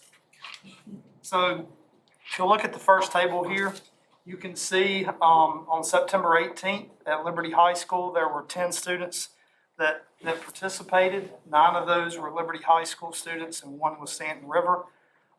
As far as the grade breakdown, participation data really shows that upperclassmen, 10th through 12th graders were very much more represented than the other age groups. There were 4 parents from Liberty High School and 2 parents from Stanton River High School attend that clinic. 5 students from Liberty High School did express interest. However, they were unable to attend that clinic. And I think it's important to note here and point out that out of the 9 students at Liberty High School that did participate, 4 of those indicated that they do currently play a spring sport and they would not choose lacrosse in lieu of that sport. So moving on to the lacrosse clinic at Stanton River High School on the 25th. Very similar data. No Liberty High School students attended that one. 8 Stanton River High School students attended. Once again, very heavy on the 10th through 12th grade students. No parents attended that one. Stanton River did have 5 students say that they were interested in lacrosse, but weren't able to make either clinic. 1 student played spring sports, and that student indicated that they would not be interested in playing lacrosse in lieu of that. So, in summary, the data from both schools were similar. Each school had 9 students attend over the 2 clinics. The majority of students were 11th and 12th graders. Both schools did have students that indicated they played current spring sports and would not choose lacrosse over that spring sport. After speaking with Mr. Zaring, JFHS Athletic Director, and Mr. Jeremy Carroll, JFHS Lacrosse Boosters President, typically varsity teams needed a minimum of 18 to 20 students to safely and adequately build a team. So that would be 18 to 20 girls and 18 to 20 boys. Around 35 to 40 students would be ideal to adequately build a JV varsity combined program. So again, 35 to 40 girls and then 35 to 40 boys. The data indicates that there is not adequate interest at this time to implement girls and boys lacrosse at SRHS and LHS. If that interest builds, however, in the future, we will certainly work to provide that opportunity at either Liberty, Stanton River or both schools. JFHS has certainly modeled how to build a sustainable lacrosse program, and it's evident that the feeder programs through rec and travel opportunities in their community for students at an age are just very, very critical in developing and reaching that JV and varsity level. We want to sincerely thank Mr. Carroll and the entire JFHS program, lacrosse program, for providing this opportunity for both Stanton River and Liberty students. I was able to attend a portion of the clinic at Liberty, and it was evident that students really enjoyed the opportunity. At this time, I can answer any questions that you may have. Why do you automatically look at me? Sports, yeah. Actually, I do. Surprise. So if, you and I talked earlier this week, so it is my understanding from our conversation that once we okay this program for JF, that it will be in place. It may not necessarily be funded, but it will be in place at the other two schools should the interest arise to where they can just move right into it, correct? Yes, ma'am. Policy DBA clearly says that if one school in the division has access to a sport, then all three in the division would have that access. Then, and I'm well aware of I don't want the perception out there that we're going to give to one and not provide to all. So the programs will be there, just they need to be fulfilled. Right. And the policy, go ahead. I'm sorry, you go ahead, Dr. Cornett. So the policy says that, yes, all three schools would be eligible for that sport. However, it says that no team is required to field a team if one, there's a lack of interest, or two, that it would hurt a current program or activity at the school. So to piggyback off of that, it's kind of like what we say about fulfilling the HVACs, that you can't see it. So you can't see that we have these programs in place now for the other schools because there aren't any participants. Are there any programs that Stanton River and Liberty could use to where we're giving an opportunity to them to participate in a different sport than what they have now? Yes, ma'am, I understand the question. I met with the BCPS athletics team, which is all three principals, high school principals, all three middle school principals, and both sets of athletic directors. And all three schools clearly say that they feel like there's a need to extend the cross-country and track programs to the middle school level. So a middle school cross-country team and a middle school track program. So now what do we need to do to get the ball rolling on that? So back to policy DBA, it states that the school, it starts with the principals, but I can help facilitate that if that's the board's wishes, would demonstrate interest. So we have to show interest and also financial commitment there. If those are established, it would be taken to the superintendent, to Dr. Bergen, and if he agreed with that recommendation, he would make that recommendation to the board during the next annual budget process. Could you, I would like to see it move forward to see if there will be an interest for participation, and I'd like to know how much it would cost us. Agreed. I can work with the athletic team. Thank you very much, Dr. Cornett, I appreciate you. Yes, ma'am. Any other questions on lacrosse? You didn't wear your lax flow tonight. I was expecting to see that. Yes, sir. Seems like every board meeting I talk about lacrosse.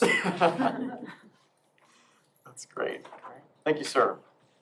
Okay, world languages and fine arts curriculum updates. Dr. Cornett and Ms. DeLong. All right, for this presentation, I will be representing Dr. Woodford and Dr. Trosper from the instruction team.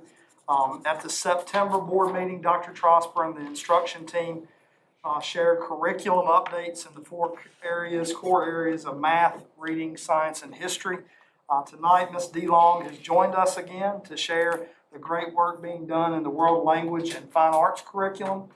We were asked to bring back a report on CT and dual enrollment courses offered at each high school, which we will be doing next month when Dr. Trosper can be here and hopefully our new supervisor of CTE.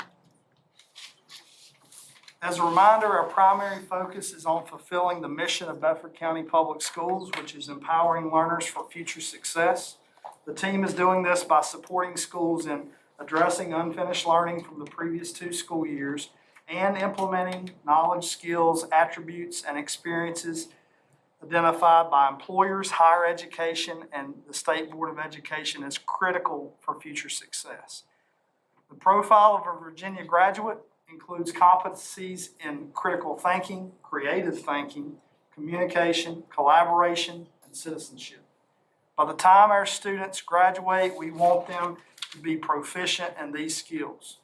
Additionally, we want them to achieve and apply appropriate academic technical knowledge, attain and demonstrate productive workplace skills, qualities, and behaviors, align knowledge, skills, and personal interests with career opportunities, and build connections and value for interactions with diverse communities. To accomplish this, we have to meet student needs in academic classes and in elective courses. Elective courses are where students can express their passions and interests and are often the courses that keep students coming back when things become difficult. I will now turn the presentation over to Ms. DeLong to share more. Bonsoir, buenas noches, y akşamlar. Good evening. Our World Languages program are a significant tool for increasing college readiness for our learners. Any student seeking an advanced studies diploma is required to take 3 years of 1 world language or 2 years each of 2 world languages. Based on staffing availability and student interests, we offer the following world language options of Spanish, French, Latin, German, American Sign Language, Arabic, and Chinese, taught in person when possible. To help with learning losses, teachers have spent time at the beginning of this year reviewing the essential standards and concepts from the prior course. Teachers have also added resources and Canvas to support the learning gaps that they see in class. I met with our world language teachers on September 20th during our BCPS Professional Learning Day to begin our work on developing curriculum resources that will support our pacing guides that align with the new 2021 World Language SOLs. We last updated our pacing guides in 2007. We will be working on those in the spring. Collaboratively, we developed a look-fors list, which is to support our administrators when they come into world language classrooms to do observations. We also provided training on our online textbook curriculum, which is the Carnegie Learning Passport, on October 8th for all of our new teachers and a refresher for any returning teachers.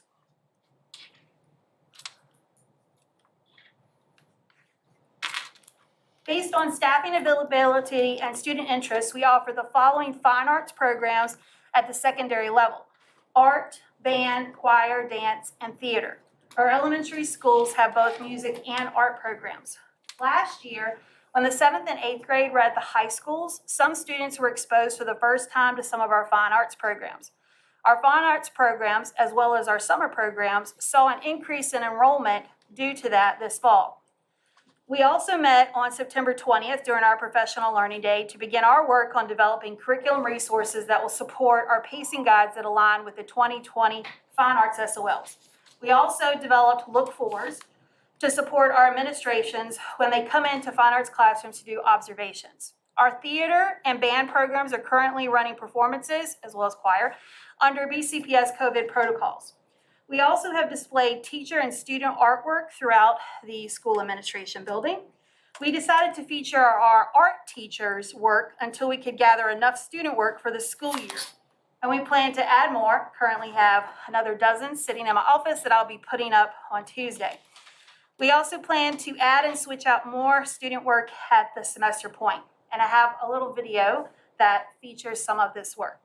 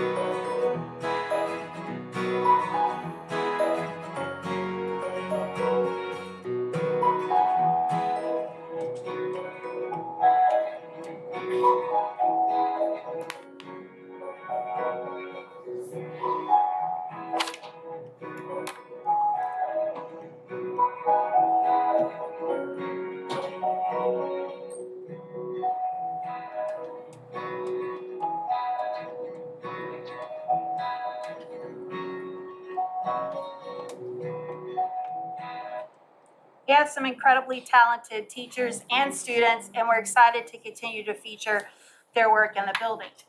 We also are going to be returning to our student art exhibits at the Bauer Center for the Arts. We're very lucky that they have partnered with us. We'll be having 4 art exhibits this year. This is the advertisement for our first one. Our elementary schools are divided into 2 groups. On November 16th through the 20th, we'll be showing work from Bedford Elementary, Boonesboro, Forest, Goodview, Thomas Jefferson, and Otter River. Then March 15th through the 19th, we'll be showing work from Big Island, Bedford Primary, Huddleston, Manita, Montvale, New London, and Stewartsville. In April, the end of April, we will have our middle school art exhibition, and then finally, we will have the Bauer Invitational that will showcase our high school students' work, which will be May 14th. And we will send you all an invitation to these. I also wanted to share with you some of our upcoming music performances from not only our marching bands, but also our concert bands and choirs from all 3 schools, middle school and high schools. There's a lot of coordination between our middle schools and high schools as far as music is concerned. As well, I wanted to share with you upcoming theater and dance performances from all 3 zones as well. And I know many of you attend them, and we just are very lucky we have some really fantastic, talented people in our county. And at this time, we would be happy to take any questions.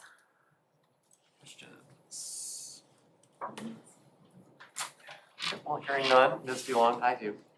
First of all, love the art displayed in the back. It really makes the office pop, so thanks for bringing that in. Looking forward to seeing the student work soon. A couple questions. So I liked the list of high demand languages that we are now offering, but I'm wondering about their availability in all of our schools. So I know, for instance, when the legendary Lisa Butler retired, Latin has not necessarily been available in person. So I'm just curious, if I'm a student at Liberty or a student at Snake River or JF, how would I access some of these language classes? Am I answering? Since several of the others aren't here. Yes, so if it's not offered in person, so for example, Latin is offered in person at JF, but then we don't have the staff at Stanton River. The majority of the courses are happening through Virtual Virginia. We do have one that's through Edgenuity. And I know through the Virtual Virginia that you actually have to call in or do, for the sign language, you do video. So it's very interactive with the foreign language program with Virtual Virginia. Okay, so We've even had Russian offered. We don't have a student currently taking that, but I know of a student who took Russian through Virtual Virginia. So we very much work with students if they want a language that we don't have currently offered. And we have students taking AP in some of these as well. Okay, excellent. So these are available countywide. If we don't have the personnel to teach them face-to-face, we have virtual options to support that. Excellent. And then my other question is, I know prior to COVID, we'd had some conversations about extending the drama programs down to the middle school. I know Forest Middle School has the great Mrs. White that has really created quite a farm team for Cavalier Theater. And there was some hope of getting similar programs at Stanton River Middle and Liberty Middle. Where are we on that? That is something I think I'd have to get back to you. I know of one of the zones, but I'm not sure what I'm at liberty to say, I don't know the progress officially. So we will find that out for you and get back to you on that. That would be excellent. Thank you, ma'am.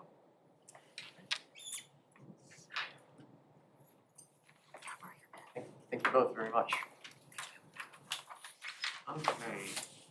Item 3.05, options for board meeting locations. I know Dr. Mealy had asked Dr. Bergen to develop this presentation, so it looks like Dr. Dewis is the one presenting it. Okay. Yes, sir, thank you. Dr. Mealy had requested information about options for potential meeting venues that have larger capacity than this regular board meeting room. So this presentation will offer several locations for consideration.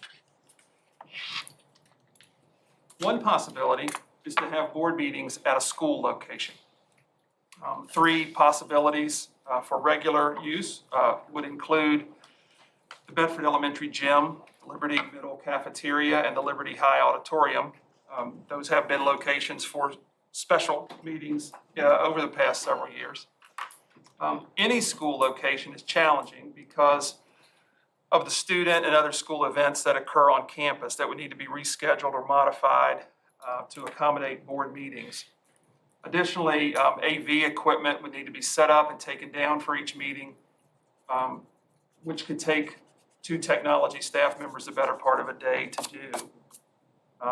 Other factors to consider include ways of restricting access to the rest of the school facility just for safety reasons, the current health order requiring masks of all in attendance, and the amount of parking available, which in most schools would be ample.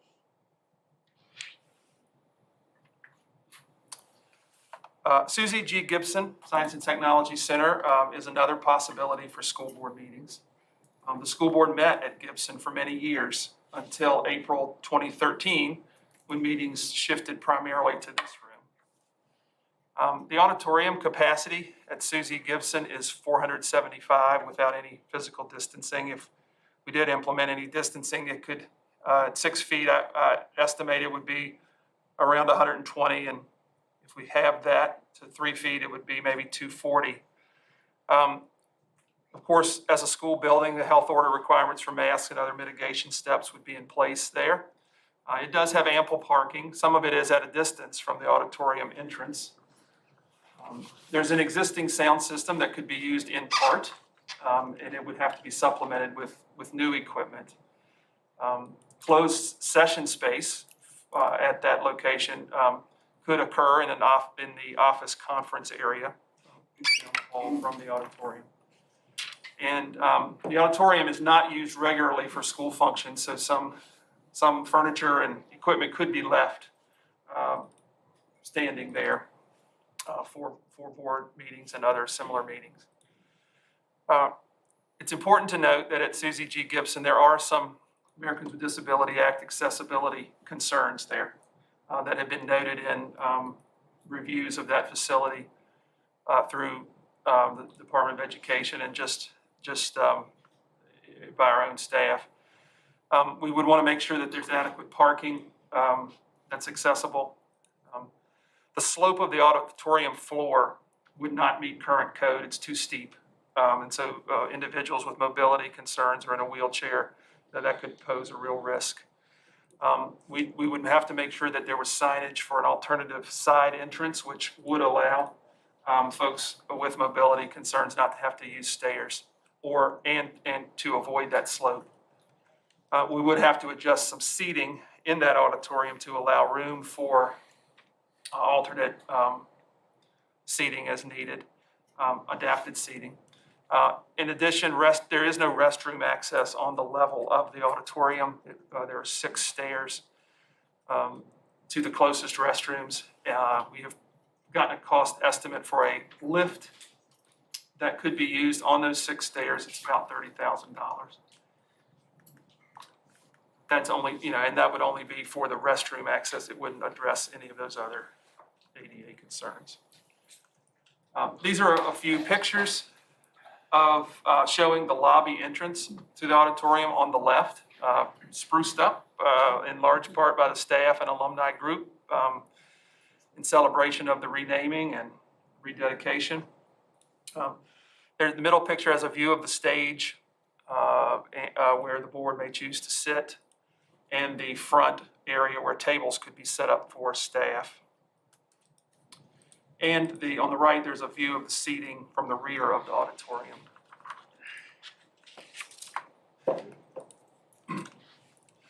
Another option considered is the town council chambers, which was used for the August 2020 school board meeting. We borrowed that space. It has a capacity of 154 without any physical distancing. I estimate that would be probably down to 50 at 6 feet, or maybe 100 or so, under 100 at 3 feet. There is ample parking there. Some of it's at a distance from the municipal building entrance. The town council chambers is on the 2nd level of the town municipal building. However, there's stairs and an elevator there. The closed session space is on the 1st level. That's where the town council holds their meetings. There's mobile audiovisual equipment available for use. With the right coordination with the town, it may be that could be set up for more permanent use there, depending on how those arrangements could be developed. Of course, meeting would have to be scheduled around town use to avoid any conflicts, and I think the town manager has assured Dr. Bergen and me that we would be welcome to use that facility. I think, of course, if it were to be a long-term arrangement, we'd want to make sure that the board and the town council communicated and worked that out in the way that they needed to. These pictures show a view of the seating for the board and selected staff. On the left, you can see there that availability, and also a view of the audience seating area from the board or council's vantage point. So I hope this information gives you adequate information to consider other potential venues for board meetings. Are there any questions at this time? Just as, you know, and just to say before we start, just as we did with this room, the staff is ready to make another venue of work for in-person and stream meetings, you know, at your direction. So Mr. Leamy and then Ms. Kirby. School, okay, well, I'm gonna think of out loud here. Bedford Elementary Gym, we're setting up chairs. Liberty Middle, we're setting up chairs, correct? At Liberty Middle, we would be setting up for the board tables and chairs. We'd set up for some audience. There is that telescoping seating that comes from the wall, which could be used and would not require setup other than just to extend it. But we'd be taking out cafeteria tables and Okay, so all that's, that, so. you know, we're getting into. Yeah, there's some work to be done. Right, all right, so Liberty High School has seating in place. It's got the stage. Talk to me about the setup, substantial setup and takedown that would be required at Liberty High School. Well, when we were there before for meetings, the board seating area would need to be established, and chairs. Staff seating area would need to be established. The audiovisual equipment is available and would need to be set up, however, and tested. The thing about, I think what I would worry about at a school like Liberty is that they would need to use the auditorium on any given day for the drama program or the dance program or a school assembly, and so there would be the setup and take down each time for that. It couldn't be left. Which would primarily be tables and chairs, correct? Tables, chairs, and AV equipment, cameras, etc. Does the possibility not exist to set up AV, adequate AV on a permanent basis, which would alleviate doing setup and tear down each time? Dr. Hoysen, do you have any thoughts on more permanent streaming capabilities, microphone capabilities, all the AV equipment that a meeting would require at a school like Liberty High School? Right, I mean, we're still talking about an auditorium that is used for students. So we have purchased a camera that can be set up. We have purchased mobile audio system with 14 mics. All that has to be set up. I don't know that we would want to leave that stuff set up on a stage. So that's just a matter of setting up. Yeah, I totally get that piece of it. I'm talking, I heard the word Luddite used earlier this evening. That's me. I'm technologically challenged. But in terms of, you know, Mary, what all do you have going on in the back there? So the main issue would be to set up some monitors. So like the last time we had to go to classrooms, pull out the clear touch panels to use those.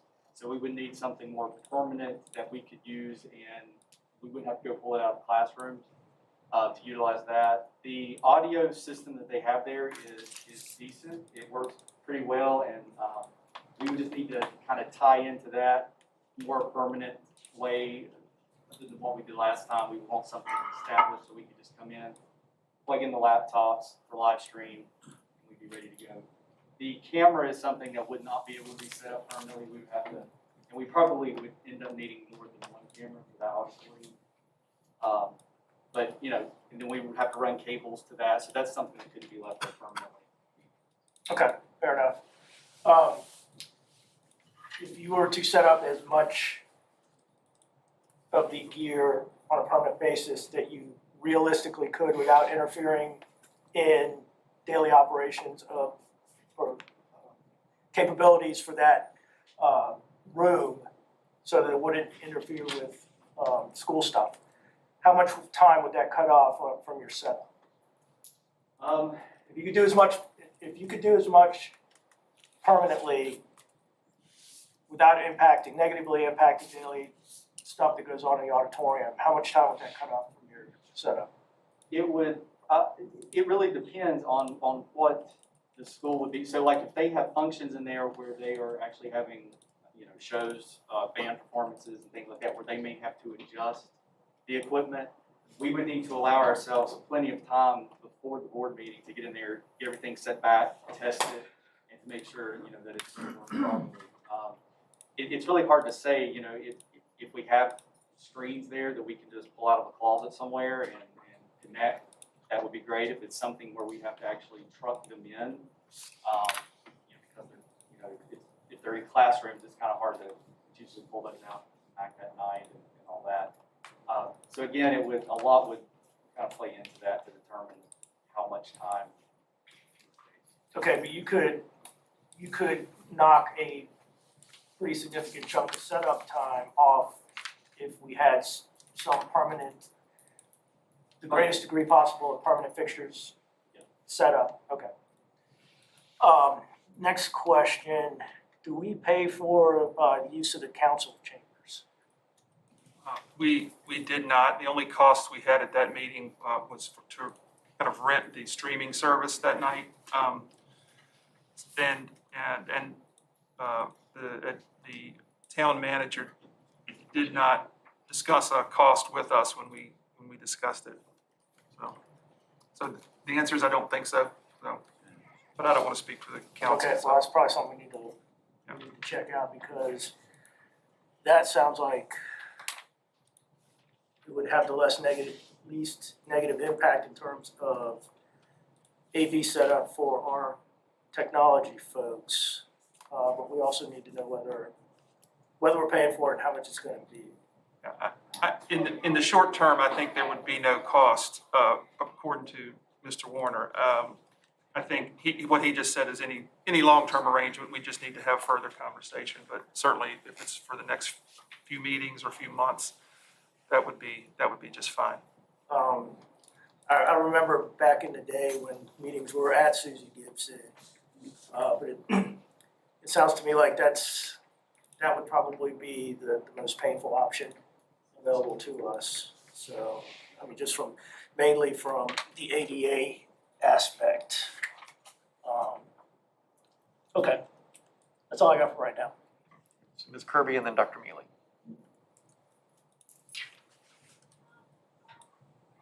Just a statement that I just want to make. I remember when we were talking about traveling to the different schools within the county in a pre-COVID world. And we were going to go have meetings at Stewartsville, so Stewartsville parents can have the chances to come and have them in Forest, make it easier for them. And when we were doing that, and again, this must have been a pre-COVID world because everything seemed so easy then. We didn't have all these hurdles, and it wasn't going to be that hard to get them in these different locations as it is now. So I'm not sure what happened, if COVID really has hindered that much. Back to Susie Gibson. And I do remember meetings being there as well. You said that the latest meeting that was there was in 2017, correct? Ms. Johnson looked back at the board minutes, it was 2013 really when the shift 2013? came to this room. So what ADA regulation changed from then till now that would warrant $30,000? Nothing changed in the law. We had a review, since from around that time to now, we did have a review by the Department of Education of all of our career and technical programs in our schools, our high schools, including Susie Gibson. And that was pointed out to us explicitly, as well as any number of other gaps that we had, which we remediated for the most part. Our answer to that one was really just not to use it very often. So the school really doesn't use that space very often, and there are very few public meetings in it either. And also too, because to me, I know that it says 30,000, but I don't believe that it would be that much to get it compliant.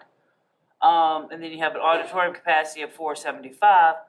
And I understand mitigation factors. Trust me, I get it. I'm not that naive and to know it's not out there. And you talked about how with the spacing that this number would probably cut in half, maybe even more than half, to allow the space in between them. But these chairs in here will set up tonight right beside each other. We didn't set those up for distancing. This was just shown as an example, not that we would need to, but if the board needed that or that became a requirement, that I just put those numbers in there for that purpose. So. Okay. Just wondering. That's all. Dr. Mealy. Yes, and I think one of the reasons too that the chairs are like they are here is because this is not a school.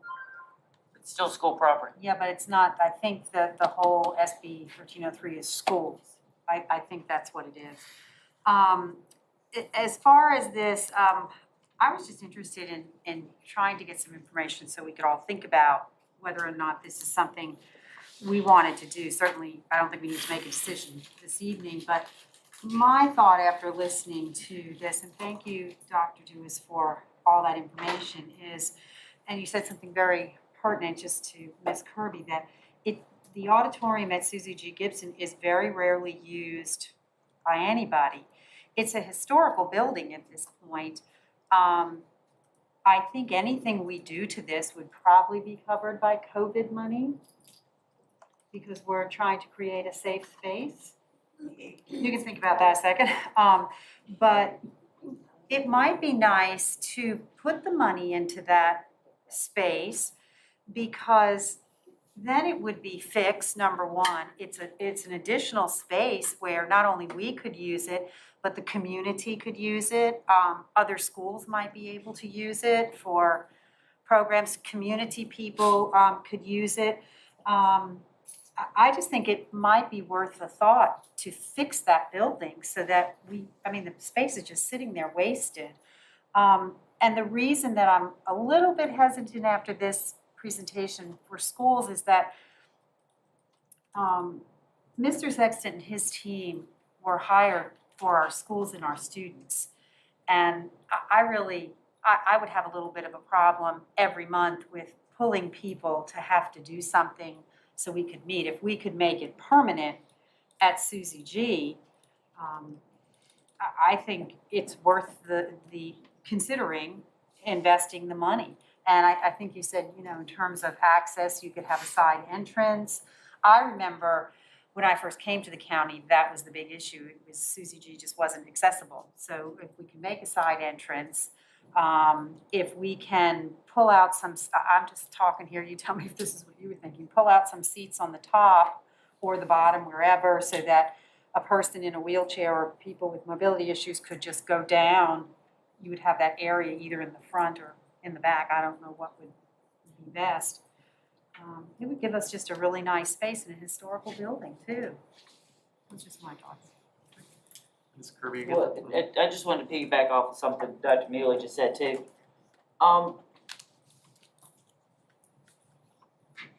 Mr. Rose, the other historic marker, historic place. When she presented to us, didn't she present that that would help us, that that organization would help with, or help reimburse some of our costs for fixing up the buildings? Do you remember that? Is that something we could check into? Because it seemed like that there was something there that they would share the cost of renovations. I know they offer to do work too. Yeah, so Whatever. I mean, is that something we could follow up with? What organization is that? The Historical Society, the one that's been on the historical registry? The one, Ms. Giroux was in here presenting to us. So she would be a good source. There's also a tax credit for historic buildings, right? Right. Yeah, up to Oh, 20, up that's to, a good, yeah, up to 25% a developer Tax can. exempt, so why would we need tax credit? Well, a developer Outside people can a contribute. developer can claim 25% of historical tax credit in their work. And I think we see examples of that going on just within our neighborhood. So, of course, all of that can be explored. I've been having conversation with Ms. Giroux and the alumni group about the plaques that will designate the Virginia and national registries. And so we can certainly follow up on that.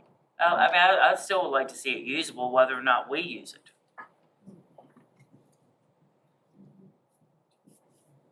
Good. Okay, Dr. Hicks and then Mr. Leamy. We have two high school auditoriums that are in dire need of renovation. I think before we go spending a lot of money on an auditorium that we don't use, we should fix up the auditoriums that we do use. Mr. Leamy. Are there any limitations on modifications that can be done to historic structures, such as Susie Gibson? I think there are some expectations with regard to materials and design. I don't think those are insurmountable. And of course, with the tax credit, I think it more than offsets that. So in the models that I see. Yeah. Mr. Hill.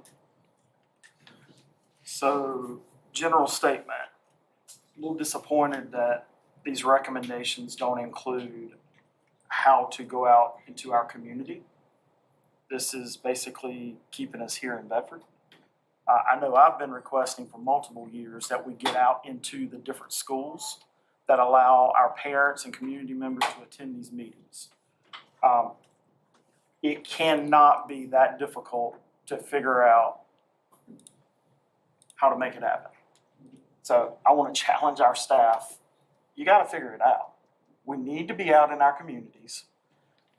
It also gives us as a board the opportunity to go into our current buildings to see what's happening. It gives us an opportunity to see community members and parents and students that cannot drive to Bedford for our meetings. I know I keep hearing about the schools are using these areas. Are they using them every night? And we're not married to Thursday night for a school board meeting, correct? I'm not aware of it being a I mean, requirement. so there's got to be ways to make this happen, to get us in our community.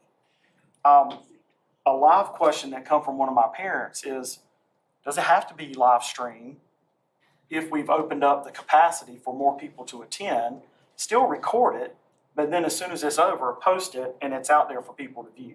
So it's not that we're keeping you from viewing it, it's just that we're changing our venue or our way of doing things to get out into our community, into our school buildings. I still think it's important for us to go to every single building, every single community to give people an opportunity to attend and to participate. But then you've got parents that have to drive from Boonesboro to Stewartsville to attend a school board meeting, and vice versa. Right. Or they can view it afterwards. Ms. Harrison. I would have to, earlier when Mr. Hill had mentioned the ideal of us going to other schools to conduct our board meetings and giving our community an opportunity to come and participate, who lived in that particular zone, I was all for it. I still believe that that's a good ideal, and certainly one that we could certainly pursue. But the opportunity for us to partner with the Susie G. Gibson and the Historical Society and think about working alongside of them and giving the community an opportunity to utilize this building, to have our board meetings in, I think is one that I'd like to see us really strongly consider.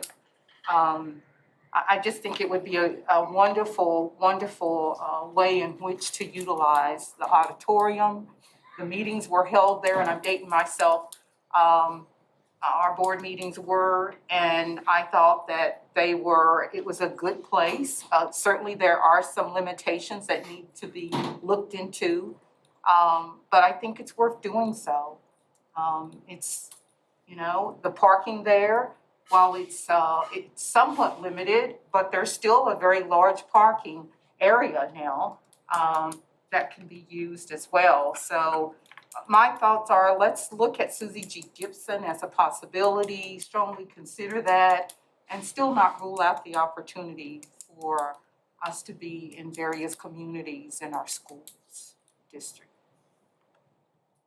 I like the town council chambers. I think that has the least amount of obstacles. It's right here in town, it's convenient. No AV setup, everything's there for us. Other thoughts on that? Maybe Susie G. Gibson, or getting more information on possible partnerships, funding versus maybe town council chambers versus Liberty High School. Thoughts? Yeah, I'd like to get some more information. I don't think we have to make a decision tonight, but it's certainly something that we can work I on. think we need to look into, Dr. Joshi mentioned short-term, no problem, long-term, something we'd have to talk about. I think that's something we need to address with Mr. Warner, find out what they would want to use the town council chambers long-term. Is the board of supervisors room, if their meeting, is that any bigger than this? Or was that looked into? Bigger than this, yes. Was that looked into? We did not. So you're looking at county to county as opposed to county to town? If that's something the board would want us to follow up on and talk with, Your option. And I believe Mr. Leamy made a good point as well. When you check back with the town, could you also check on the streaming services and if there's a long-term charge for that? Because I remember something about that at the time. Yeah, I think that price tag was a lot higher than we thought it would be. that's part of the long-term consideration is what equipment could be. Our expectations for streaming a meeting may be different from the town council's routine. And so that would probably be part of that long-term conversation is what equipment would need to be there, who provides it, how to, is that part of the deal, that could be worked out. So sure, we can do all of that. Yeah, I remember getting a sticker shop. Yes, about that. Okay, and then other staff logistical issues, could you also think about that as we're transitioning from being in the same building as offices to, everyone is having to transport everything to a different location, how we could affect that as smoothly and seamlessly as possible? So could we get an update to the update in November? We can certainly work toward that, Yep. So we should get more information on this at the November meeting. Thank you. All right. Action items. 9.01, calendar revision for 21-22 school year. Item four. We're just skipping up our item 4. Okay, yes, good point. Fiscal year 2022-23 budget calendar, Mr. Hagler.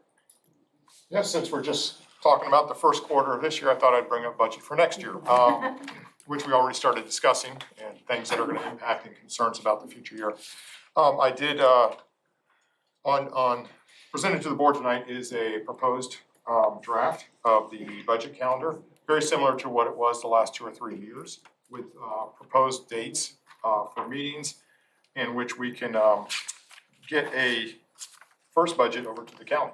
So they can build that and consider that for their budget sessions and have time to review and have questions on that. So I present this to you tonight. I believe last year we added in a meeting in December for board input, so that stayed in there. That was a change last year, so on December 9th. And be happy to answer any questions or any modifications. Questions for Mr. Hagler on the budget calendar? Bring that back for action at the next meeting. Great, see that again in November. Great. Policy updates, Mrs. Sexton. This evening, we are presenting 25 policies and regulations for information. These policies will be brought back to the board for action at the November 11th board meeting. Assigned members of the executive team are available to answer any questions. Policy BBBA, qualifications of school board members. Edits include changes in wording as recommended by VSBA, as well as the elimination of outdated information in the policy that refers to appointed school board members. Are there any questions?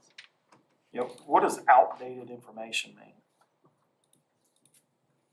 Can you, who's got the mouse to scroll through the presentation? I do.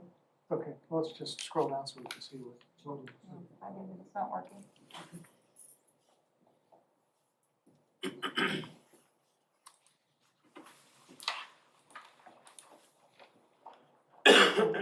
Once upon a time, I don't know how far back, were board members appointed as opposed to elected? Yes. This policy had some language in it that would still reference back to the days of who could be appointed, who could be appointed. Shows out to- It was what, like 30 years Way ago? back, yeah.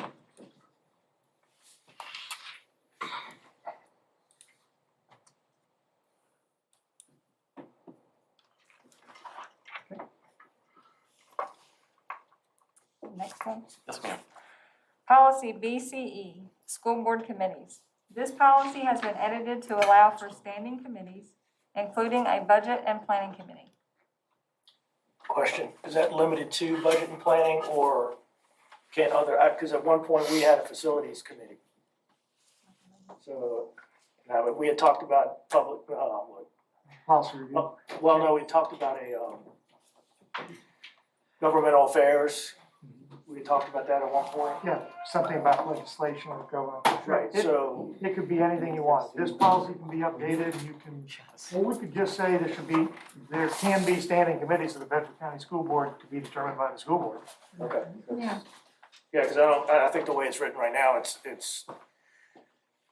implying that those are two standing committees, or the two committees that would be allowed under that policy. Does that make sense? Except I intended to be one committee. The budget and planning is a single Okay, committee. well, same. But yeah, same thing. Yeah, this is a proposed revision for the board. We can have as many standing committees as you'd like. I know there's a lot of interest from the board, with a lot of conversation about the board members having more upfront input in the decisions we make around the development of CIP and the office. So this committee would be embedded in that work. But to your point, Ms. Quimby, we could change the language to say there may be standing committees, or the desire of the school board to have standing committees. Well, we would need to define them. So in most school divisions that have standing committees, they list the standing committees as they're created. Okay, well, I think we need the facilities, I think we need governmental.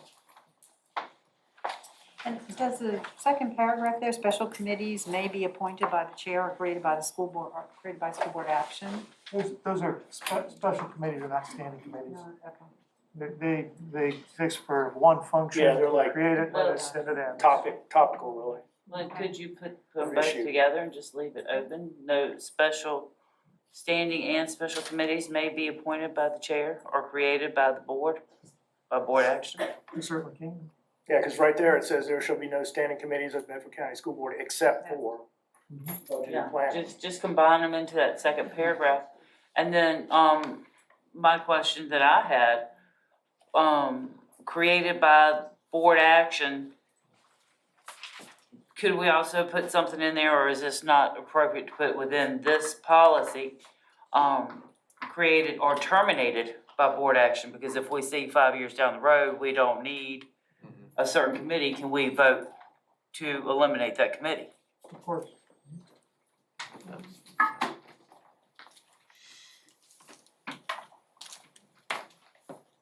Okay, would you, before we leave that, so I'm happy to do whatever the board would like to do. You want me to bring this back for information again next month with just leaving it open to however we want to define committees and not limit it to any one particular committee? Or would you like us to list the committees as Mr. Levine suggested when we bring it back? Or do you want to amend it tonight and bring it back for action next month? I'm fine with that.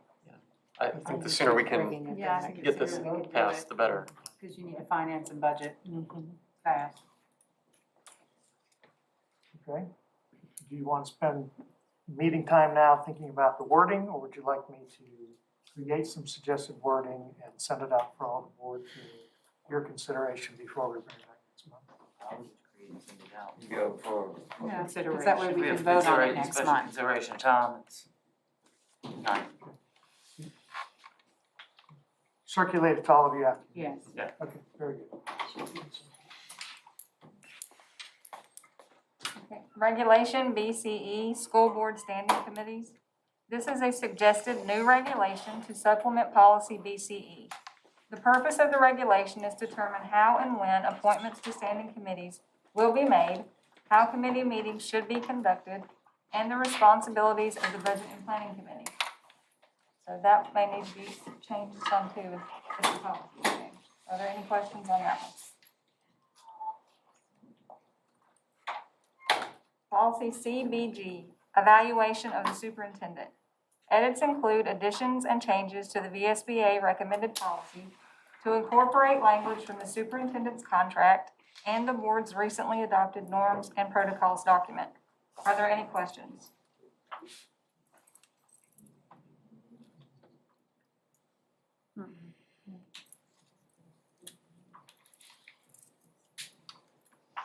Policy EFB, Food Services. Policy language has been edited as recommended by the VSBA to reflect amendments of Virginia Code Section 22.1-9.7 by House Bill 2013. Legal references have also been updated to conform to state law. Are there any questions?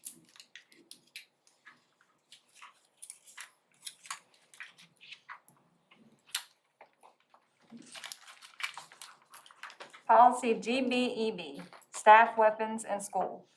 This policy has been reworded to conform to VSB recommendations and to reflect enactment of Virginia Code Section 22.1-280.24 by House Bill 1080.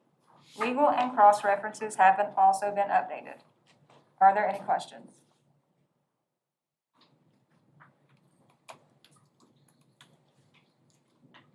Policy GCPD, Professional Staff Discipline.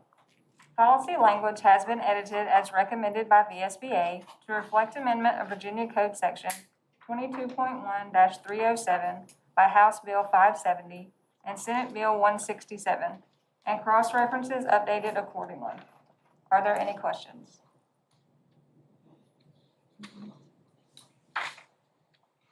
Policy GCQA, Non-School Employment by Professional Staff Members. Policy language has been added as recommended by VSBA with updated cross-references. Are there any questions? Policy GDN, Evaluation of Support Staff. Policy language has been edited and legal and cross-references have been updated as recommended by VSBA. Are there any questions?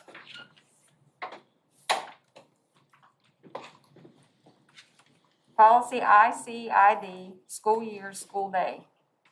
Policy language has been edited as recommended by VSBA to reflect amendment of Virginia Code Section 22.1-98 by House Bill 790. Are there any questions?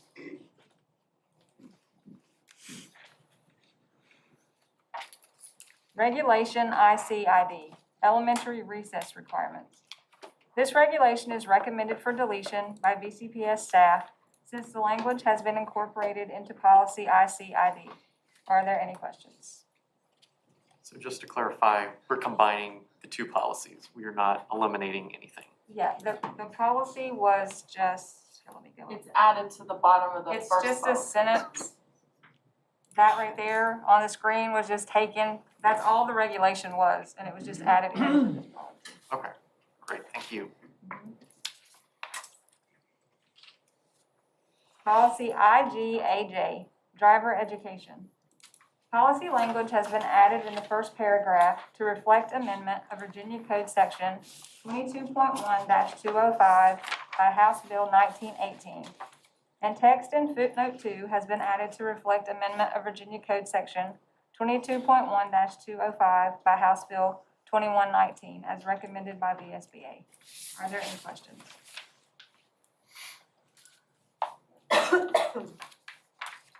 Policy IICA, field trips. Policy language has been added and other wording changes as recommended by the SBA. Legal and cross-references have also been updated. Are there any questions?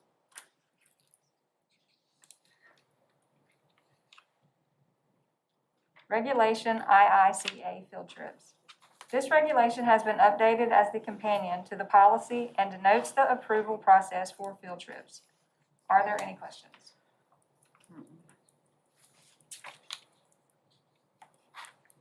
Policy IJD, college and career readiness.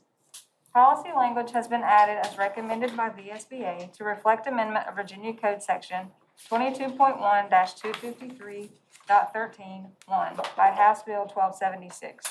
Are there any questions?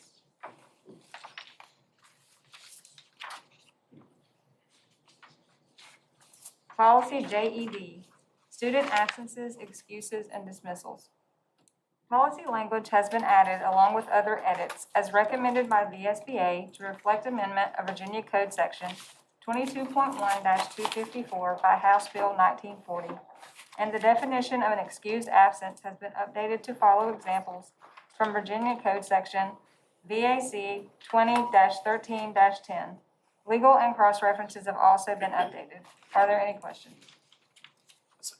Can you go back to that? Are you saying that we're adding the word counselor?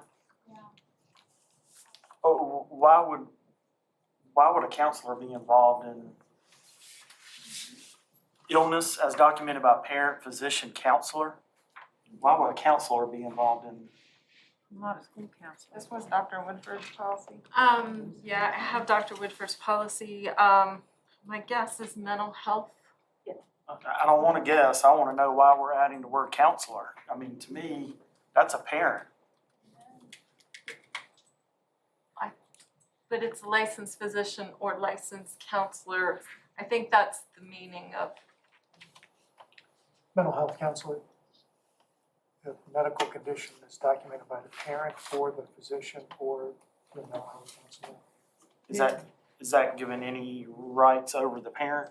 No, sir. Slashes, No, it's so parent, it's it's or. any of those. It's And not an it's and not a- or, It's it's- not a school counselor, it's a licensed counselor, like a. So it'd be a letter or a note, a documented note coming from one of those three people. Yes. Okay.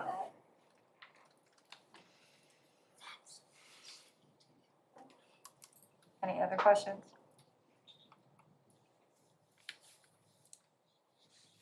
Regulation JED, student absences, excuses, and dismissals. This regulation has been updated as the companion to the policy and includes examples of excused absences and has been edited to reflect a change from paper emergency card records to digital emergency contact information. Are there any questions?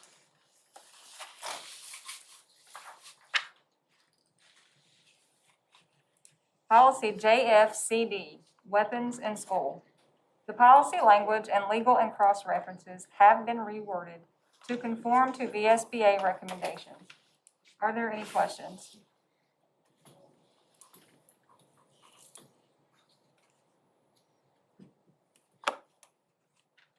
Policy JGD-JGE, student suspension expulsion.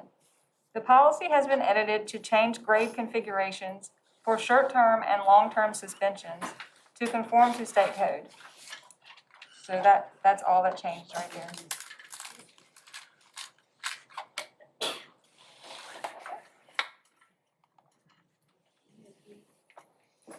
Policy JGDA, disciplining students with disabilities.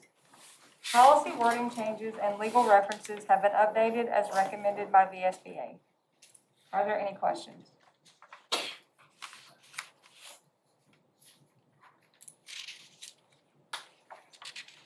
Policy JHH, suicide prevention. All policy changes, including legal and cross-references, have been updated based on VSBA recommendations to reflect enactment of Virginia Code Section 22.1-207.21 by House Bill 2107. Policy language has been added in the duties of teachers and administrative staff section, as well as the removal of wording in the abuse and neglect section, and the addition of a parental review of materials section. Are there any questions?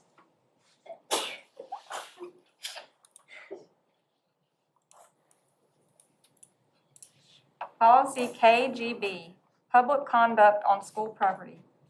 Policy language has been added to expand the ban on firearms from schools to include all school-owned or leased facilities, and expands the ability of school officials to remove or prosecute individuals who disrupt school functions from schools to include all functions. Are there any questions?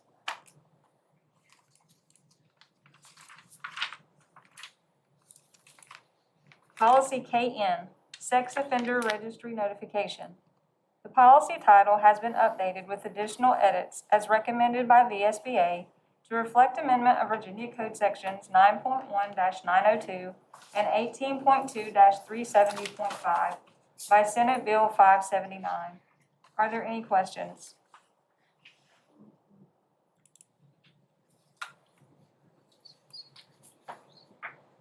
Policy KNA, violent sex offenders on school property.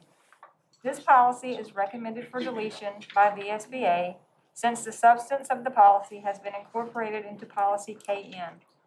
Are there any questions?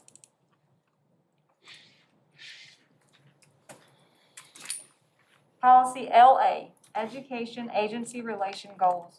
Policy language and cross-references have been updated, including the removal of some language previously added by BCPS staff to correspond with suggested revisions by VSBA.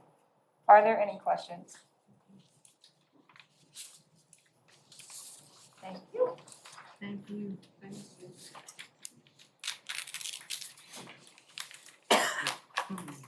Sexton, you earned your pay tonight, my goodness. A lot of them.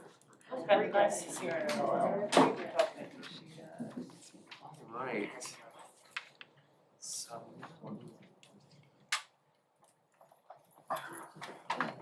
Attendance or additional action items. Yep. Okay, so now, yep. 01, tried to do earlier, calendar revision for 21-22 school year. Dr. Calvert. Yes. Over the past 2 months, Dr. Bergen has been meeting with school-level groups, including school staff and BCA, as part of his transition planning. Based on feedback, teachers are unable to get planning and grading completed during their scheduled planning times during the day because they are covering classes and remediating students. The executive team would like to alter the current 2021-22 school calendar and add 5 more workdays to the year to allow a planning day approximately every 3 weeks. This would include 4 additional workdays added to the calendar, which are indicated in red on the draft attached to the board docs. The 5th day is February 7th, which was originally a professional development day, which we recommended changing to a staff planning day. The state of Virginia is still requiring 990 hours or 180 days of instruction for the school year. We would be using banked hours that we accrue each year for days we unexpectedly have to close school.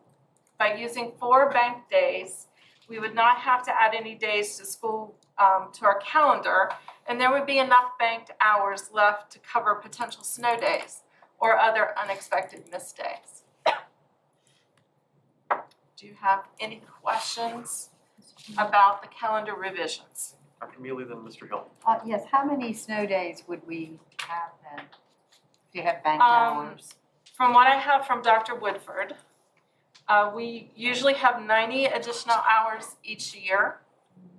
4 days would use 24 of those hours, leaving us with 66, which is 11 days. Thank you. Mr. Hill. These additional days, are these additional days that the teachers will actually get their time? Or will it be days filled with back-to-back meetings, back-to-back training, back-to-back, and they have no time to themselves? These are teacher planning days, team planning days. They are not to be used for professional development. So it's for the teacher to decide what they do with those days. We're not directing. We're not directing.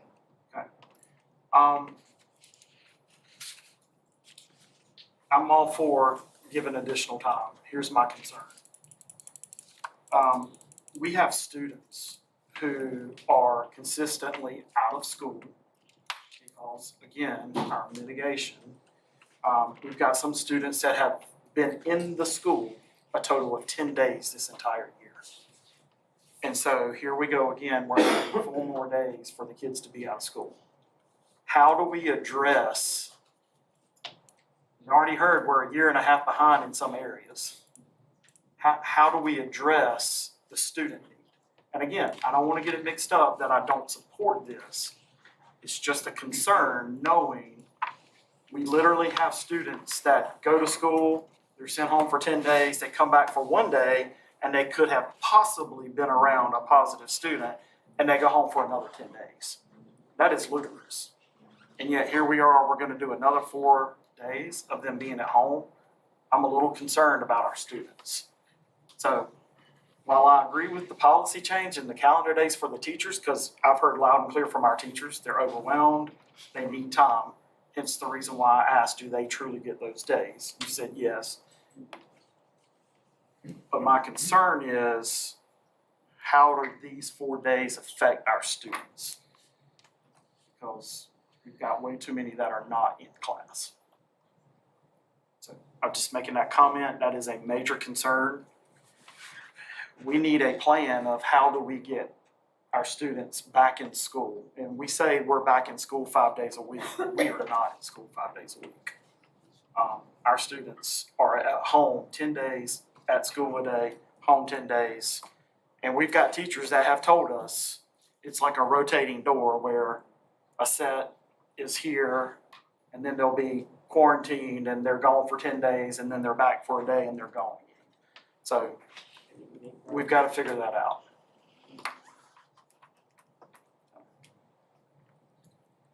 Good. Other questions? Yes, ma'am. I'm just curious. Since we have all the technology of being able to log on because these kids in quarantine and having it all, does this affect them actually getting a snow day? I mean, will they still get snow days or will they be required to log on? And so I remember waking up and hearing a snow day was the best thing in the world. Remember, You know, I mean, I want kids to be able to be kids. So, will they still get snow days and teachers have snow days where they have no obligations of a work day? It could be either way. We could choose to have a snow day, or we could choose to. have a work day. Yeah, this doesn't affect my opinion one way or another. I was just curious because I'm just thinking how much fun it was being a kid. Okay, thanks. I'm glad Mr. Hill asked that question because I actually had a teacher ask me if I could get Dr. Bergen to pinky promise that she would not have professional development on those days. We're not having professional development on this day. Did you hear that? Okay. So that is great, and I'm sure that will reassure a lot of people. And I love hearing as well that this is a more sustainable model than maybe some of our neighbors have implemented as well. And it's something that we can continue all year to give our teachers that time that they desperately need to get caught up on work, lesson planning, and working with students in multiple different situations. So really appreciate staff being responsive and working with their teachers to develop a good compromise for getting them the time they need. Great. Any final questions on this? If not, do we have a motion? Mr. Chairman, I make a motion that we accept the calendar revision for 21-22 as presented by Dr. Calvert. Okay, so Director Mealy makes a motion to approve the calendar revisions as presented. Do we have a second? Second. All right, heard simultaneous seconds, so do we have any final discussion? If not, call for a vote. All those in favor, please say aye. Aye. Any opposed? Great. Calendar revisions are approved unanimously.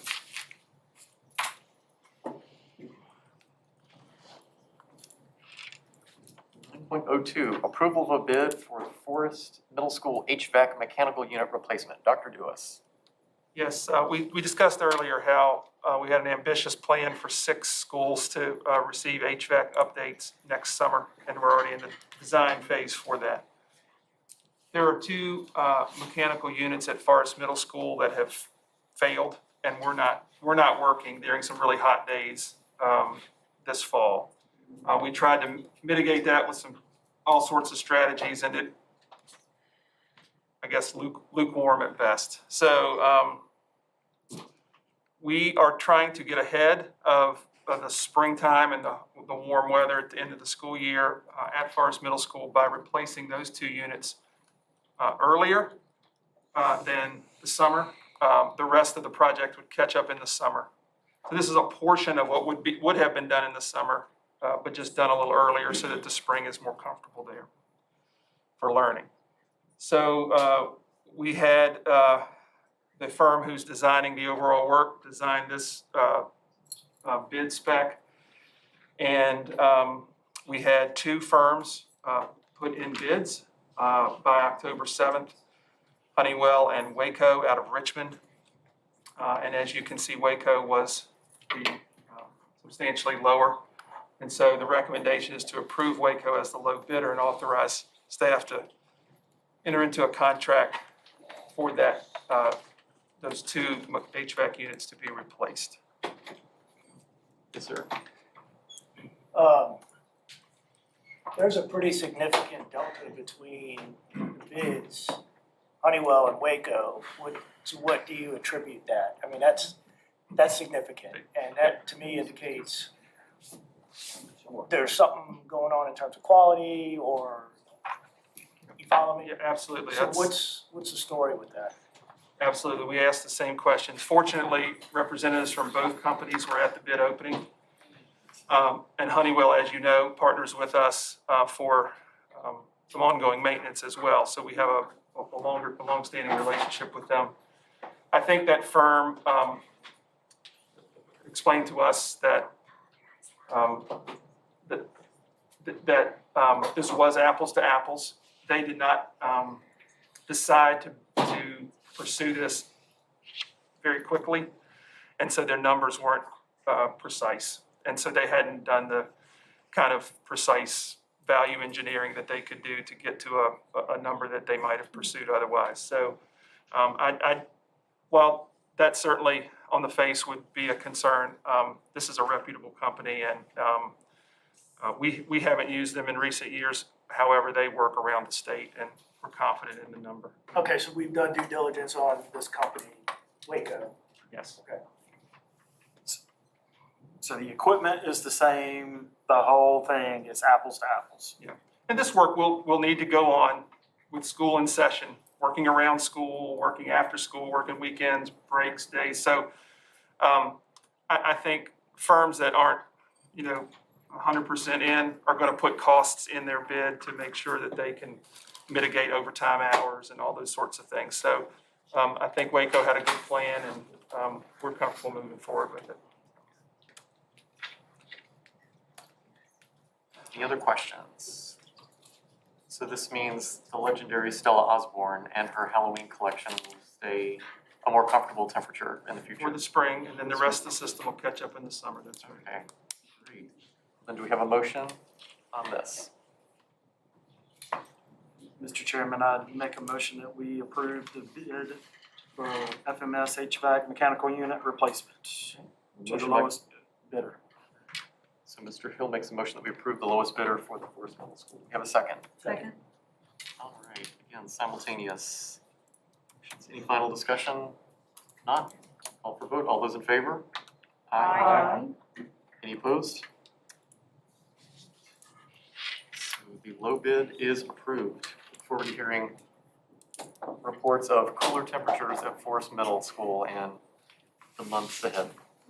Me too. 9.03, approval of policy updates presented at the September 9th board meeting. Ms. Sexton. Yes, at the last board meeting, we presented 24 policies for information. Are there any questions or concerns from the board before you take action? Any questions on any of the policies presented last month? And we are not going to make you read them all again, word for word. Thank you. All right, so hearing no questions, we have a motion to approve all of the policy changes as a block. Mr. Chairman, I make a motion that we approve the policy changes that were presented to us on September the 9th, 2021. We have a motion by Ms. Kirby to approve the policy changes presented at the September 9th meeting. Do we have a second? Second by Ms. Hairston. Any final discussion? Call for vote. All those in favor, please say aye. Aye. Any opposed? No.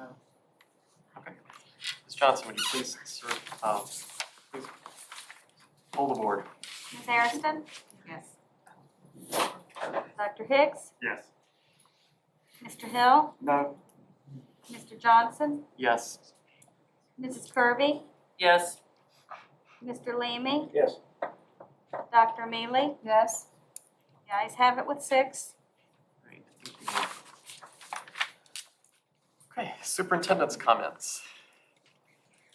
Well, good evening, Mr. Chair, board members. Dr. Talbot mentioned just a minute ago that as part of my entry plan, I've been meeting with our school staffs. I think you're familiar that I've been really active in the community. I did library sessions, I've done many community engagement sessions with organizations that have invited me. From the board of supervisors, I met with the town council earlier this week. But I wanted to make sure that I was hearing from the voices of all of our employees. So I prioritized on my calendar to set aside time to meet with everyone who works within a school and ask principals to look over a variety of dates and times and schedule a time when I could be online in a Zoom meeting for all staff that wanted to participate and have a conversation with me. So the last several weeks, I've had the opportunity to be with 14 schools, so I've got about a half dozen left in the next week to 2. And I've been, in these meetings, I've been asking teachers and staff the same 2 questions that I've been asking everyone, because I'm new to Bedford County and learning about our strengths. I asked folks, what is it that you love about our county? What are the things that you hold dear to your heart? Strengths that we can build upon as we begin a new strategic planning process over the course of this school year for next year. And what are some questions and concerns you have, which would be our challenges that we can address together? And so I've received a notebook of information from our staff about their strengths and those challenges. But I also wanted to just check in with them on the here and the now. So I would ask, aside from these big questions, just talk from your heart and let me know, how are you feeling right now? And it's really been difficult in these sessions. Someone breaks down into tears every time. When they talk about the cost on their physical and mental health right now, with all the challenges of being open for in-person instruction in this environment we find ourselves in. So some of the comments, I just made a note of just some of them. Many positive comments. I just want to reflect on some of the challenges that I heard. Teachers saying we're working at an unsustainable pace. We're mentally and physically exhausted. We feel overwhelmed and tired.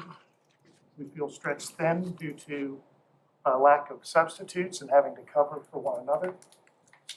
We're with students all day, including lunch. And when they would normally have a planning time, oftentimes that individual who would be providing that planning period, like art, music, or PE, is not in school and there's no substitute available, so they're literally with kids the entire time.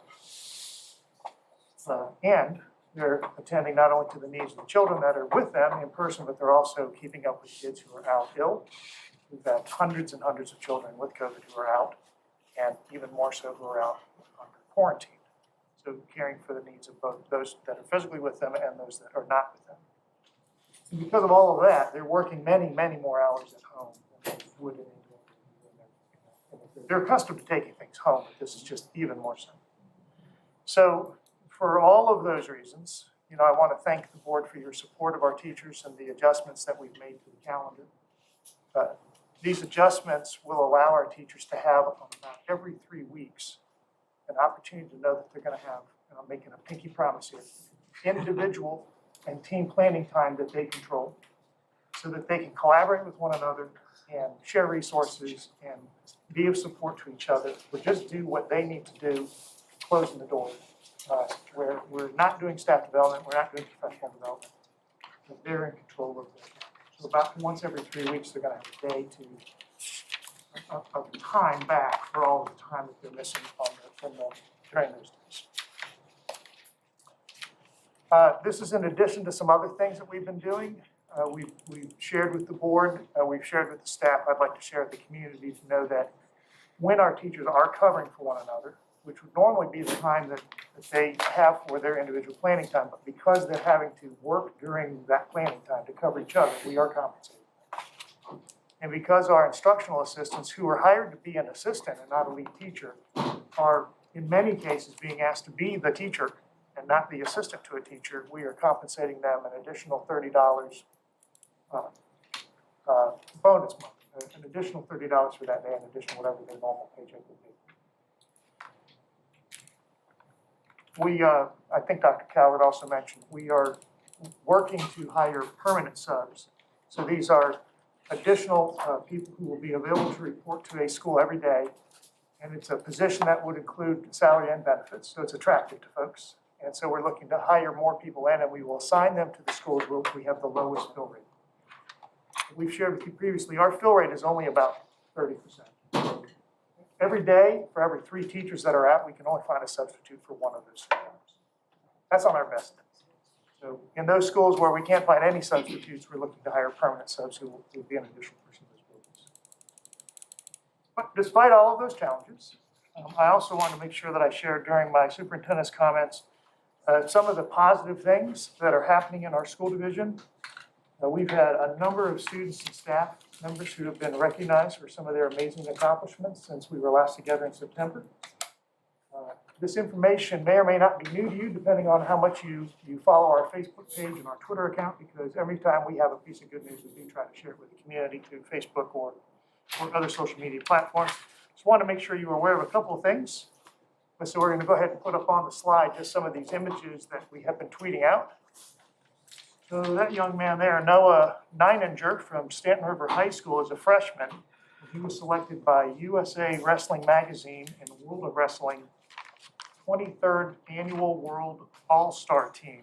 So this is an elite group comprised of 5 age groups and 72 weight classes throughout the country. So he's one of the top kids in the United States of America in wrestling. Congratulations to Noah.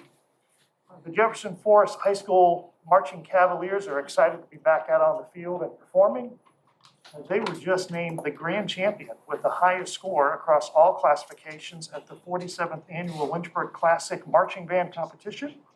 They finished in first place for Class 4A in all categories, which include music, visual, general effect, percussion, and color guard. Congratulations to our Marching Cavaliers. Also, congratulations to Katrina Caesar. Katrina is at Liberty High School. She is the cheerleading coach there, and she has been named the Seminole District Competition Cheer Coach of the Year. Congratulations also to Liberty High School and Stanton River High School, Future Farmers of America. The Liberty FFA senior and junior forestry teams won the Hub Federation Forestry Contest, and Stanton River's Kelsey Weston placed first individually and Sarah Tuck fifth individually, with the team placing second overall. Very proud of our FFA kids. Is that Kyle Petty in that picture? Fifth graders at Bedford had a chance to interact with Kyle Petty.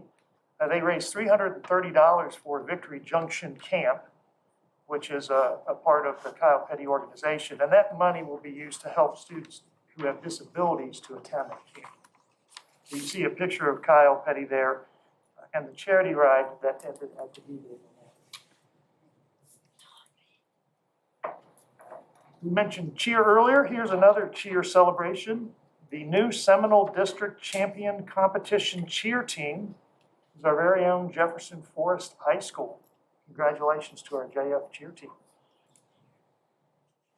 And then lastly, we've made several references tonight that Dr. Woodford was not able to be here with us tonight. She is in Richmond this evening. She was invited by the governor to come to the mansion, along with that young man on the screen, Matt Hustleton. You know Matt is one of our finest teachers at Liberty High School. He was our Teacher of the Year last year, and we were celebrating that Matt, we are celebrating at the community today that Matt was the Region 5 Teacher of the Year, which made him one of just 8 teachers as a finalist for Virginia Teacher of the Year. So he was being recognized in Richmond this evening with his family, and he was accompanied by his principal, Mr. Tucker, and I was also invited by the governor, but I opted to spend my evening with you and asked Dr. Wood to go and represent me. And we'll bring Matt back next month so that we can congratulate him. So that concludes my report, Mr. Superintendent. I just, again, want to thank the board for your empathy. I know our teachers have been contacting you, and they have been speaking with me directly. And I'm hoping that all these measures that we've put in place and your further actions tonight are going to help lift them up and continue to let them know that we are all standing with them together as they work to educate our children. And congratulations to all those that we were celebrating tonight. Thank you. Thank you, and I know I've heard from a number of teachers that appreciate you attending their staff meetings and having that conversation with their schools. So thank you, and good luck as you continue visit with the rest of the staffs that you've not yet met with. Great, matters from the board, or comments and concerns from school board members. Mr. Hill. I'll sound like a broken record, but I'm glad you recognized them. Congratulations to the Jeff Marching Band. Again, first place in Class 4A, with first place in all captions, music, visual, general effect, percussion, and color guard, and named grand champion for highest score regardless of size classification at the 47th Annual Lynchburg Classic Marching Band Competition. So congratulations to them. Condolences, I know Chairman mentioned this, to Mr. Harold Drumheller's family. If I'm saying this correctly, it was 41 years as an English teacher at JF, and also huge relationship with the JF baseball team. So his presence will be missed. I know I mentioned earlier, as far as staffing needs, I'm just going to mention it. I've heard from several teachers from Forest Elementary School. They are concerned that they're not able to meet the needs of all of their students because they're not able to get to them like they feel like they should be able to. I know it was mentioned that someone from staff would be reaching out, but I want to make sure we're looking at all schools. I'm not going to go over what I've said. I've already said it. We need to make sure FTE is covered based on these mitigations. Speaking of mitigation rules and quarantine, is there something we can relax that keeps our kids in school? Yes. It's amazing to me that we have kids that have been in our school buildings only 10 days this entire year. That just blows my mind. There's gotta be something that we can do that allows them to stay and to be in school, period.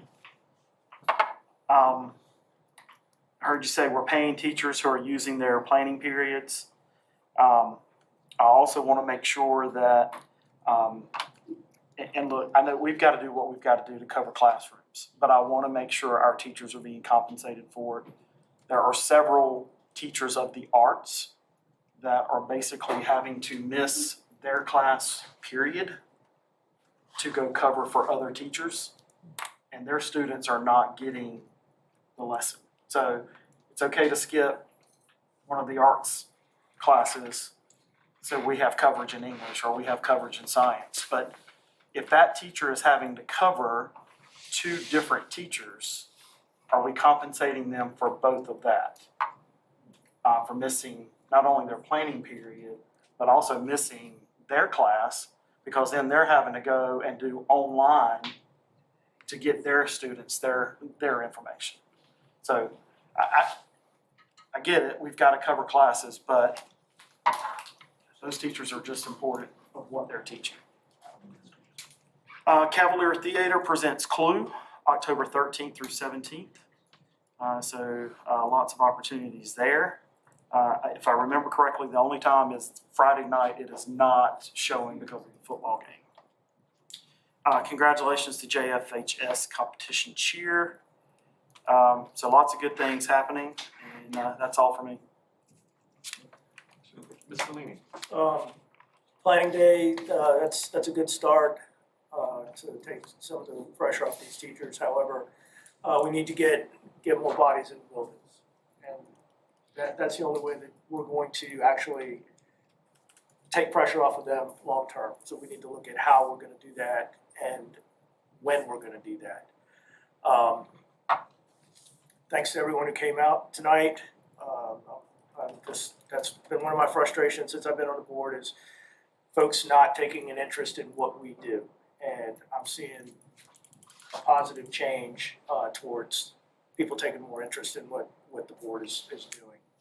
And tonight, we took a step towards finding a permanent, larger venue for meetings. Thank you. That's all I got. Ms. Kirby.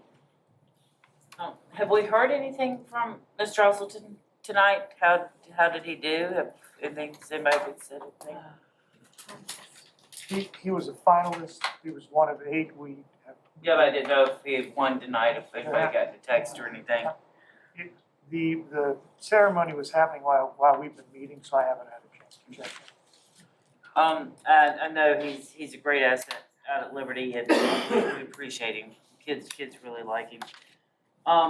Thank you to teachers, to administrators, to parents, to bus drivers, everyone is doing their best to make his school year work. I know it's hard. Again, it's hard as a parent too, and we're doing the best we can. And feel free, teachers, if parents can help you in any way, you know which ones you can reach out to, and they'll be happy to help you do what we can. It is not school sanctioned, but Liberty High School PTSA is having a homecoming dance Saturday, and they need chaperones. So if anybody's willing to go watch some kids dance for a few hours, I know they would appreciate you going up to Liberty Lake Park and helping them out.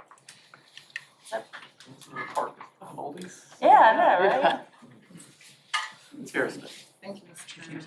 I just want to echo a lot of the things that the other board members have said previously. You know, I'm just so grateful that we were able to support our teachers by giving them some additional days so that they can have some planning time and focus on those particular areas that they've not been able to because they've been taken away to subbing also. I want to applaud the team that looked at it and sat down and really gave thought to it.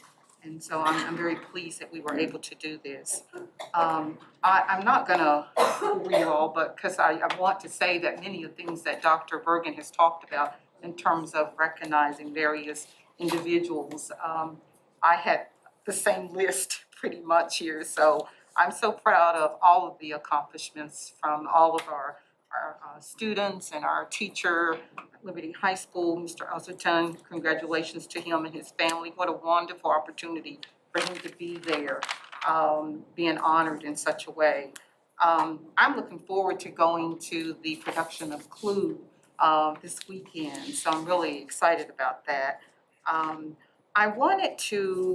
do have a question in regards to toner that our teachers and our schools use for copying and all of that. I'm wondering, do we have a shortage of toner in our schools? Are we struggling with getting toner? Not that I've heard of. We do allot out money, technology money to the schools and allotments from here to allow them to do that type of stuff. We do encourage all of our teachers and kind of put in place, these little printers that you get are cheap, but the toners are expensive. And it's much cheaper to drive all the printing to our big copiers that we have under lease. So that being said, the toner for that is under contract. It's supplied whenever we need it. And if you're responding to a little inkjet at somebody's desk, I've not heard anything from my bookkeepers. Because I would hope that that the teachers would not be struggling in making copies because there isn't toner available for them when we've got funds that could certainly be used for that. So I'll get back with you on Pacific Schools. I appreciate it. I have not heard any requests from my bookkeepers or Okay. anything on that. Absolutely. I don't have anything else. Okay, thank you. I'd just like to say congratulations to Mr. Usleton for being named the Region 5 Teacher of the Year, and congratulations to the JF Marching Band for their big win. I recently attended the Improvathon put on by the students in the JF theater classes, and I was really amazed by the creativity of these high school students. And I'm looking forward to attending their production of Clue on Saturday night. Mr. White and his students always put on a great performance, and I encourage everyone to attend. I would also like to comment on something that our chairman has touched on several times that I think needs to be reiterated. There have been a lot of speakers talking about our mandatory mask policy during the public comment periods over the last few months. The reality of this is that it's not our policy, it's state law. And we as a school board are obligated to follow that law. Arguing with or complaining to us about this law serves no purpose. If you want to change the law, then talk to, email, or write to your representatives at the General Assembly. They pass the law on a bipartisan basis, and only they can change it. It seems to me that there's a lot of energy being put into a battle with the wrong enemy. Thank you, Dr. Right there, ask them if it's a law. Dr. Mealy.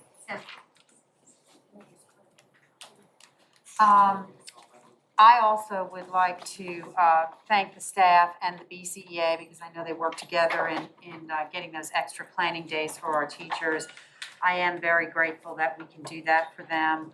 But I also think that I'm hearing from lots of teachers about support and then the same things that Dr. Bergen pointed out, the being overwhelmed and stressed and some of the things that have been mentioned by some of our other colleagues. So I think anything we can do is going to be helpful to our staff. We have had several of our employees pass away over the last few weeks. And, certainly condolences to the families who've lost loved ones. I would like to know what we do as a division for that and what we as a board intend to do to recognize the passing of these people. Does the division do anything when an employee passes away? Does anybody know? If we don't, I personally think we should be doing something.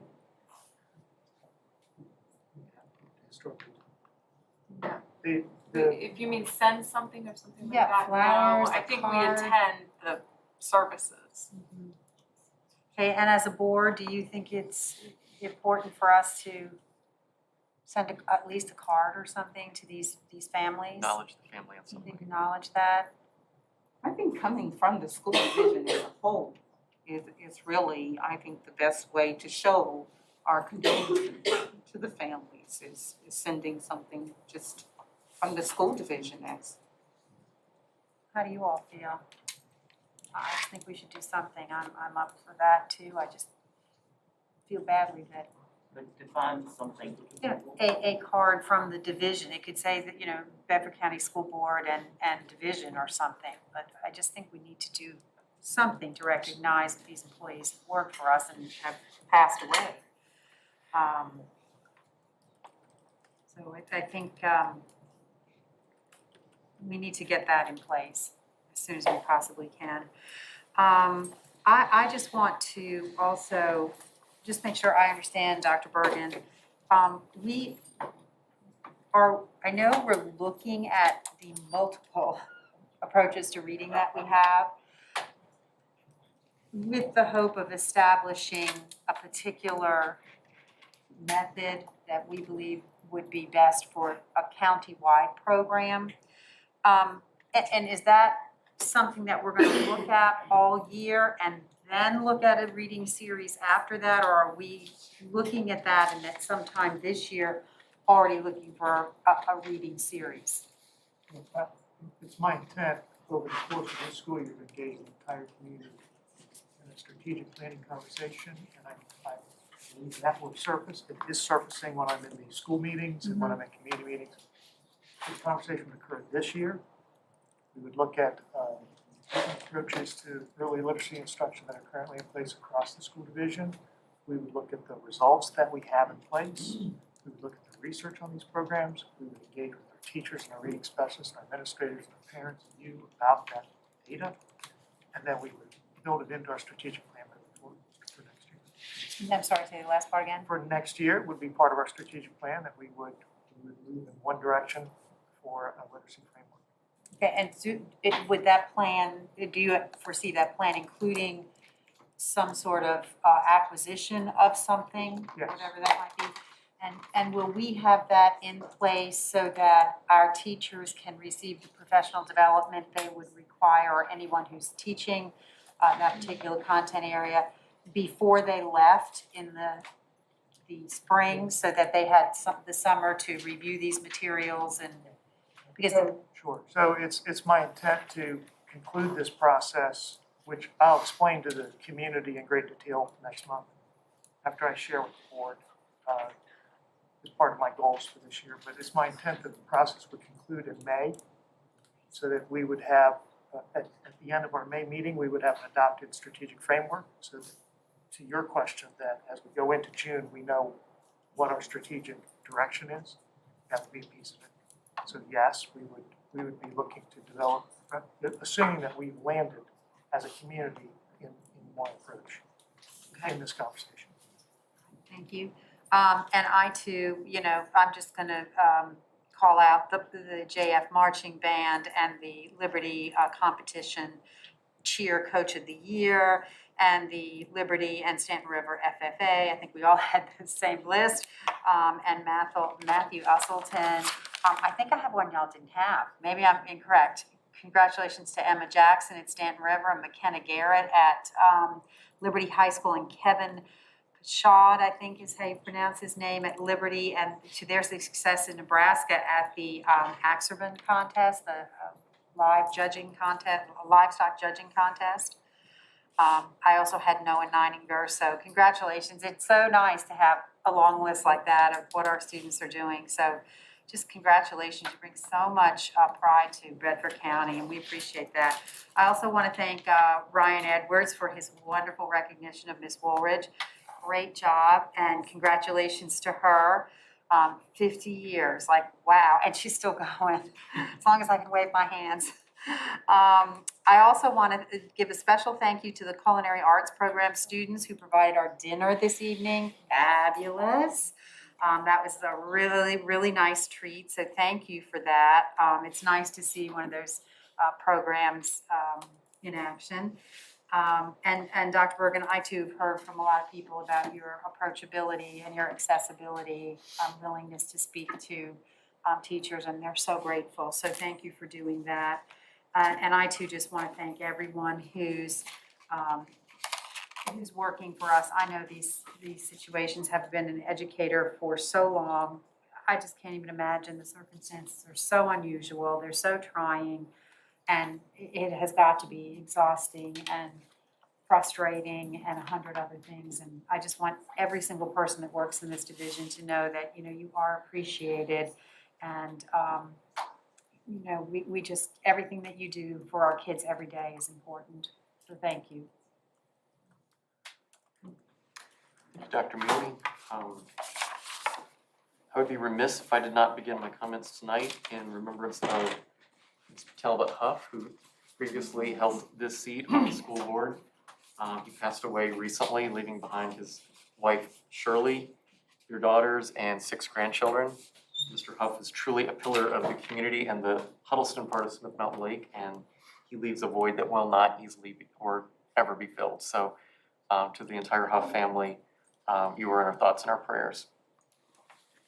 Recently, I also had the opportunity to visit Huddleston Elementary, had a nice chat with the principal, Ms. Oakes, visited a 2nd grade class, and they were all wearing neckties, and you do not normally see 2nd graders wearing neckties. But this was Tie-In Kindness Day. And so all of the kids were wearing ties to remind one another to be kind to one another and to really create the kind of community that you want. And I think we can truly learn a lot from the children. They can teach us a lot about how you treat one another. I also had the opportunity to accompany Dr. Bergen and it seemed like the entire central office to Liberty High School last week for the surprise announcement that Mr. Usselton had been named the Region 5 Teacher of the Year. And one stat that I think is really important to note that Mr. Edwards shared with me, I believe Mr. Usselton was the 6th Region 5 finalist in 13 years from Bedford County. And this is a region that includes Charlottesville and Harrisonburg, I believe, and Salem. A lot of very large urban districts, and the fact that we can consistently field finalists in that region speaks to the high quality of teachers that we employ in this county. These are the teachers that we're hearing from that are struggling, and we want to support however we can. See Ms. Childress on the front row. You know, tonight was a step, but you know, please, we want to continue to support our teachers during this most challenging of times. So, please putting that out there. But anyway, that's a little aside. It was a wonderful event. Mr. Usselton looked genuinely surprised, and that we couldn't be there to cheer him on tonight. But no matter how it ends, he is one of the finest in Virginia, and a true blessing to the students I know at Liberty High School. I've also attended the advisory committee meeting for the Roanoke Valley Governor's School. We got some great updates on outreach that the Governor's School is doing for middle schoolers, especially to try to get more economically disadvantaged students involved in or aware of the existence of the gifted programs at the middle schools and how that can then become a feeder for the Governor's schools. So we look forward to seeing more students that may not have traditionally even known about the opportunities available at RVGS, getting to take advantage of those in the future. Right now, the budget is looking solid. We are down about 10 students from projection at the Governor's School. And so we were just talking about some potential repercussions from that. So if school divisions are having trouble, they do want someone to reach out and talk to Mr. Levy about that. He will go from there. Last Thursday night, actually, I believe I was sitting in Ms. Hairston's seat for the Special Ed Advisory Committee meeting. And there were a couple of topics that came up that they wanted me to bring back to the full board for discussion. First, they would like to have a standing quarterly update at our board meetings. And I said I would be happy to bring that back. And please, Ms. Jennings, if I leave anything out or mischaracterize it, please let me know. So would the board be open to having that on a quarterly basis? It seems like a very energetic group of families.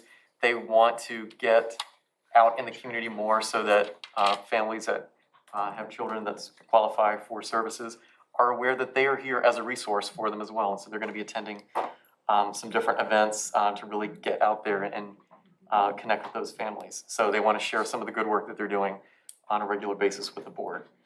The second item that they had mentioned was that similarly to the way we have the Roanoke Valley Governor's School and the Central Virginia Governor's School Advisory Board, and we have a sitting and STEM Academy and all of the others, and we have a sitting board member that is an advisory member of that committee, they would be interested in potentially having a school board member as an advisory committee member for the SEAC. That's correct? Okay. So is that something that this board would be open to?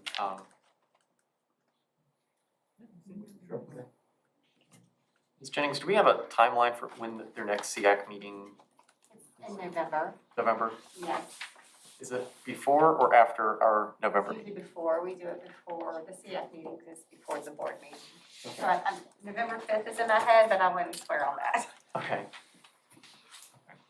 So I'm just curious, maybe if we wanted to send someone temporarily and then make a formal appointment at the November meeting, or how the board would like to do that, or just relay that we will just take formal action on that at the November meeting, what the wish of the board would be for that I think take action.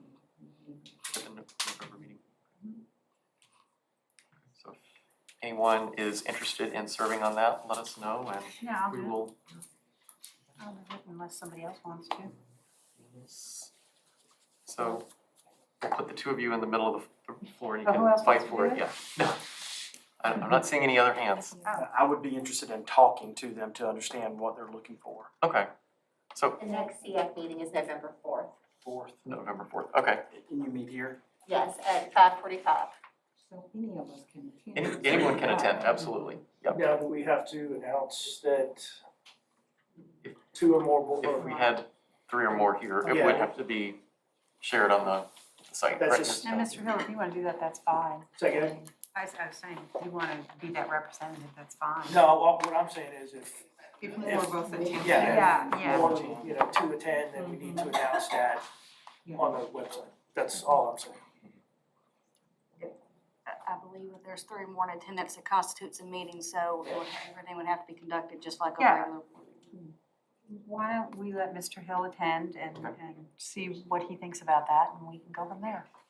Let me get my times right. November 4th, and say the time again? At 5:45. 5:45, okay.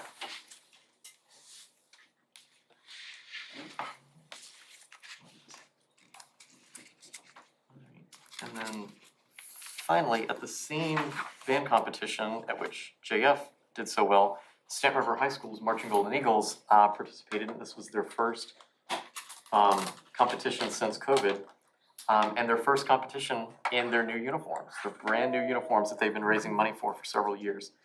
So congratulations to Mr. Elder. I know he and his crew have had an interesting year trying to get their show finalized, but so proud of them. Second place overall in Class 1A, first place music, second place general effect, and second place color guard. Great showing, and considering all the challenges, even more exciting, and especially to see them in their new uniforms. So congratulations to them. And then finally, just as a personal note, I did attend Ms. Buzzo's funeral. She was 1 year older than me, and so I remember her from our own days at Stanton River High School.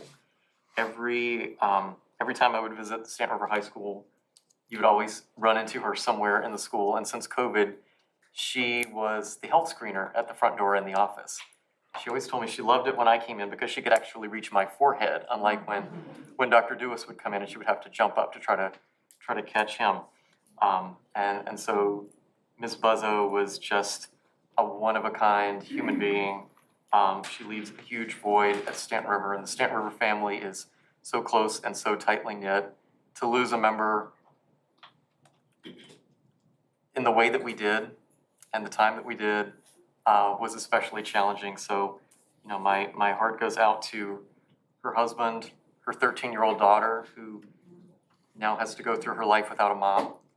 And to her mother and everyone who loves her, please know that, she and the entire family are in our prayers. All right, so on that note, we have some unfinished business in closed session.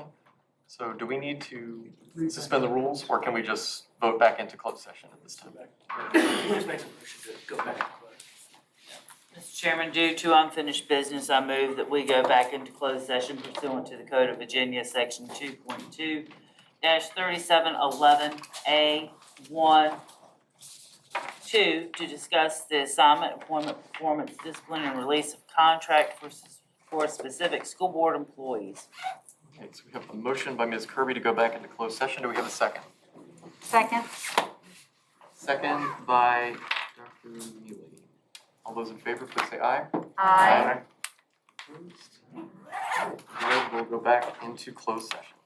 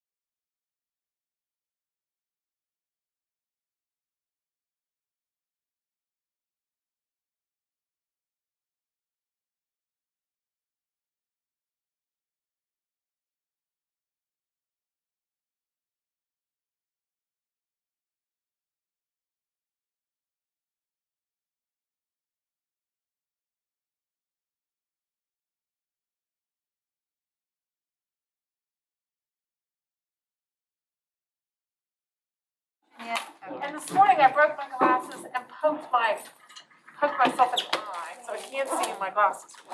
Right, do we have a motion to come out of closed session? I make a motion that we come out of closed session, and I second it too. I don't think we can legally do that. Do we have someone else second? Fine. All right, Ms. Kirby first. All those in favor, please say aye. Aye. Any opposed? Ms. Johnson, would you please certify the second closed session? Whereas the Bedford County School Board has convened a closed meeting on this date pursuant to an affirmative recorded vote and in accordance with the provisions of the Virginia Freedom of Information Act. And where Section 2.2-3712D of the Code of Virginia requires a certification by this school board that such closed meeting was conducted in conformity with Virginia law. Now therefore be it resolved that the Bedford County School Board hereby certifies that, to the best of each member's knowledge, only public business matters lawfully exempted from open meeting requirements by Virginia law were discussed in the closed meeting to which the certification applies, and only such public business matters as were identified in the motion convening the closed meeting were heard, discussed, or considered. Yes. Yes. Yes. Yes. Yes. Yes. You. We have a motion to adjourn. So moved. All right, Ms. Kirby. Second. Second by Mr. You Levy. didn't ask yet. All those in favor, please say aye. Aye. Have a great evening. What's left of it? Yeah. All right, we're still green. Barry, thank you. Sorry to keep